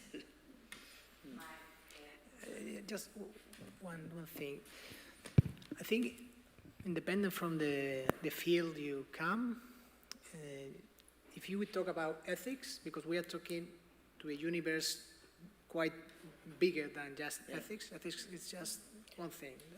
But if we talk about ethics, independent from the field you come, you have to think what we are trying to protect from the committees. What's our main goal? We are trying to protect mainly people and animals. Then we are the environment, but at the beginning with animals and humans. So what in your research work implies humans? Can they be negatively affected somehow? That's how you have to think, or animals, or environment. So that's what has to be addressed. There are many things that will affect you, or even you won't have ethical concerns. When again, you will have gender, you will have open science, and all that. That still is there, but you may not have ethical concerns, or you may have it, but you have to not think about it. And I want to give an example. You asked for examples.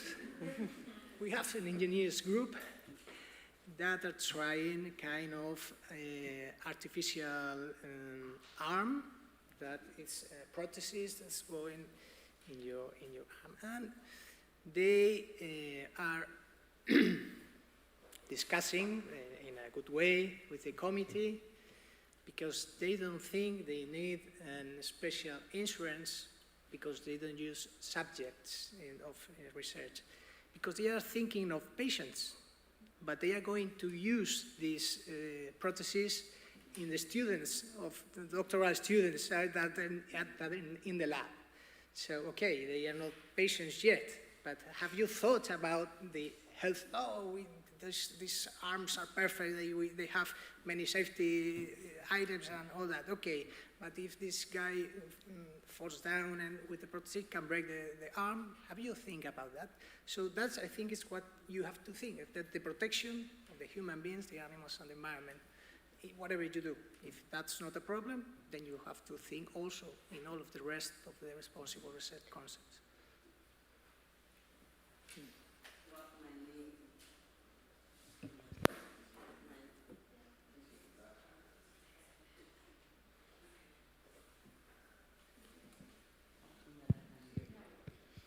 Well, my name is Arantxa Viñals. I come from Reddit. Reddit is the network of the 11 RTOs of Valencian region. That means we are not-profit associations, private non-profit associations, in which we have 1,800 engineers, okay?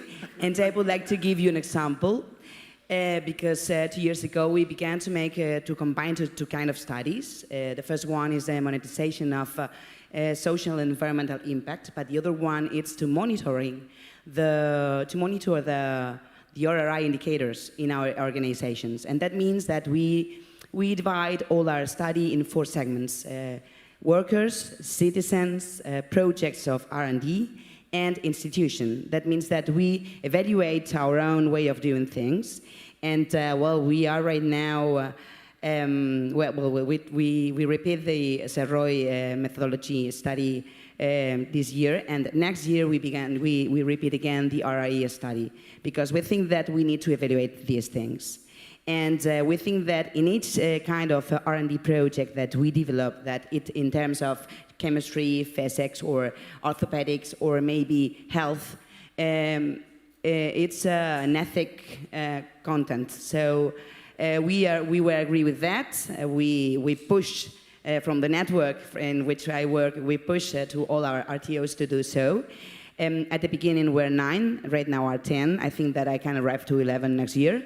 So it's another example. So I think that ethics, it has to be in any place, and I think that it's possible in any field. Okay, it's finished. Okay, yeah, it's 1:30, so o'clock. So thank you very much to all of you, and above all Alberto and Krista for your very interesting discussions. And now it's time to the closing remarks, and I leave the floor to Elsa González-Esteban to make it. Thank you.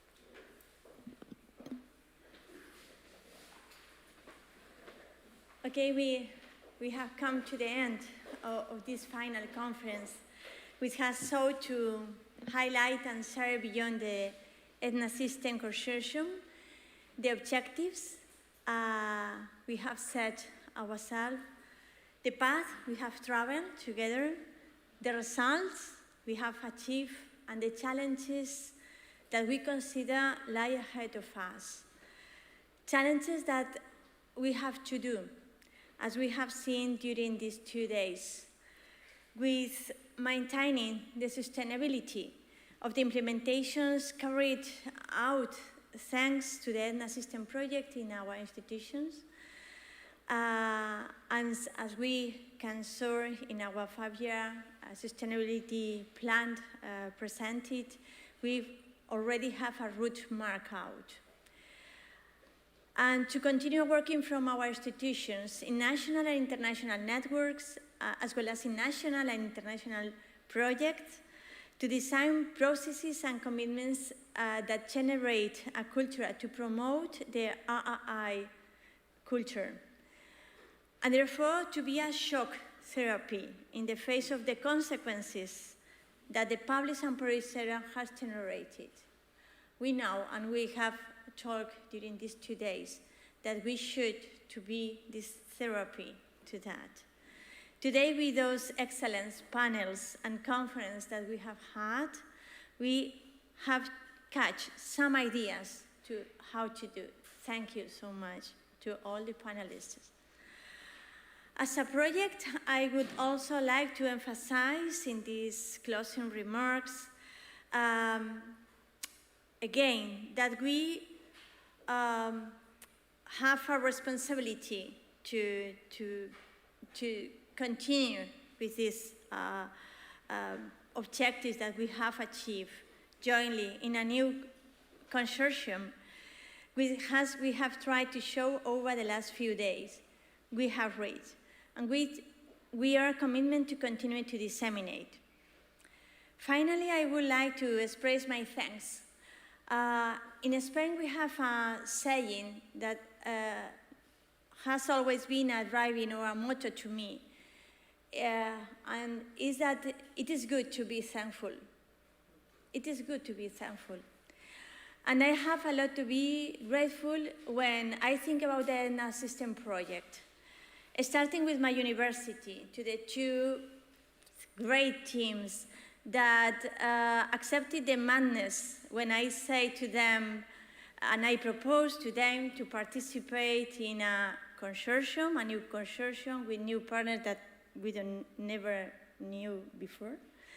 Then it was like a melon.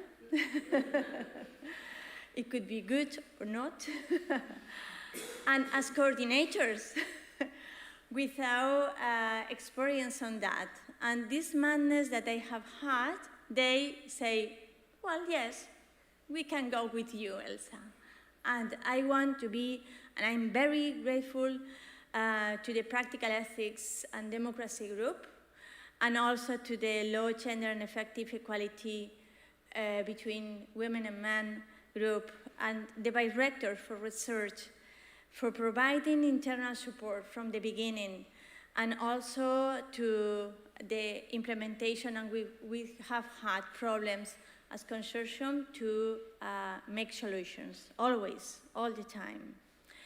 And I would especially like to highlight Ramon's involvement, working side by side with me along all that way. Ramon, I can't thank you enough. Thank you. I'm like that.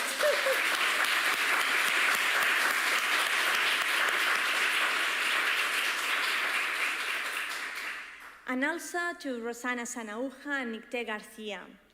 I think that the whole consortium subscribe my gratitude for your professionalism and also this style that you have, the work, the closeness, and I think that this is very important to create networking and to create new projects and also to work together. Thank you so much for generate this personal and professional relationship in this consortium. Thank you to you.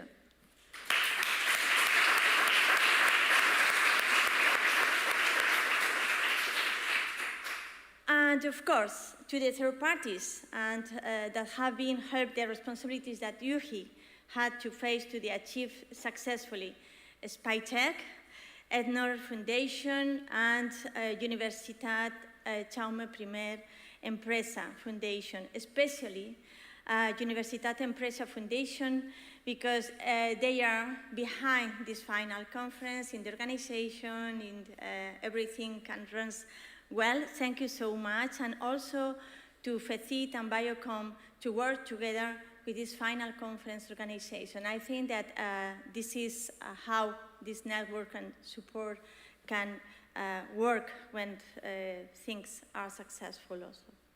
And of course, all the advisory board that has been at different stages of the project, guiding, reviewing documents, or making proposals that have improved our project. Also, our associate partners that have disseminated and spread the system advances and results. I'm very grateful to all of them. And my final thanks go to each and every one of the project partners. Our Foundation, Harno and TNU, CSI, Uninova, DBT, Biocom, UREC, FECYT, and UHI. I would like to mention each of the participants who have made contribution so that we have been able to achieve together the results set and also to have generated institutional changes and acknowledge each other. And I think it is very important to construct this culture of responsibility in research and innovation. As I may forget some names, allow me to mention only those of you are here today, because when you mention something, then something is real.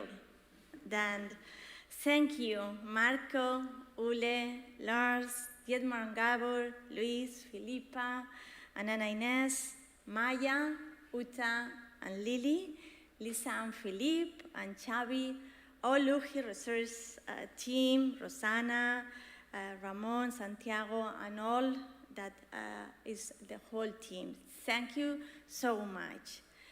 We have created bonds research, and this is important, bond research, and common concerns that we know will allow us to continue to grow together and contribute to development and implementation of ethical governance system in the context of research and innovation. Possible our results that can be used by the society and research community. I'm quite sure, because we are using in open access the publications that have already seen the light of days, as well as those projects that we are still working on together, or that may arise in the future, is the best we can share and tell us of this adventure that began 3.5 years ago. Now, we, as consortium, just have to close a few rather practical issues, activity reports, financial reports, and all those staff issues that are all relevant for our funders to continue trusting to us as entities, always, also, as well as the consortium itself. Sorry for this last message that maybe broke this magic final conference atmosphere that we have created, but it's under our responsibility as coordinators. And next week, NICTE will put us to work on this stuff and task under our final conference. And now, and finally, I would like to end and close the session with a simple but very big thanks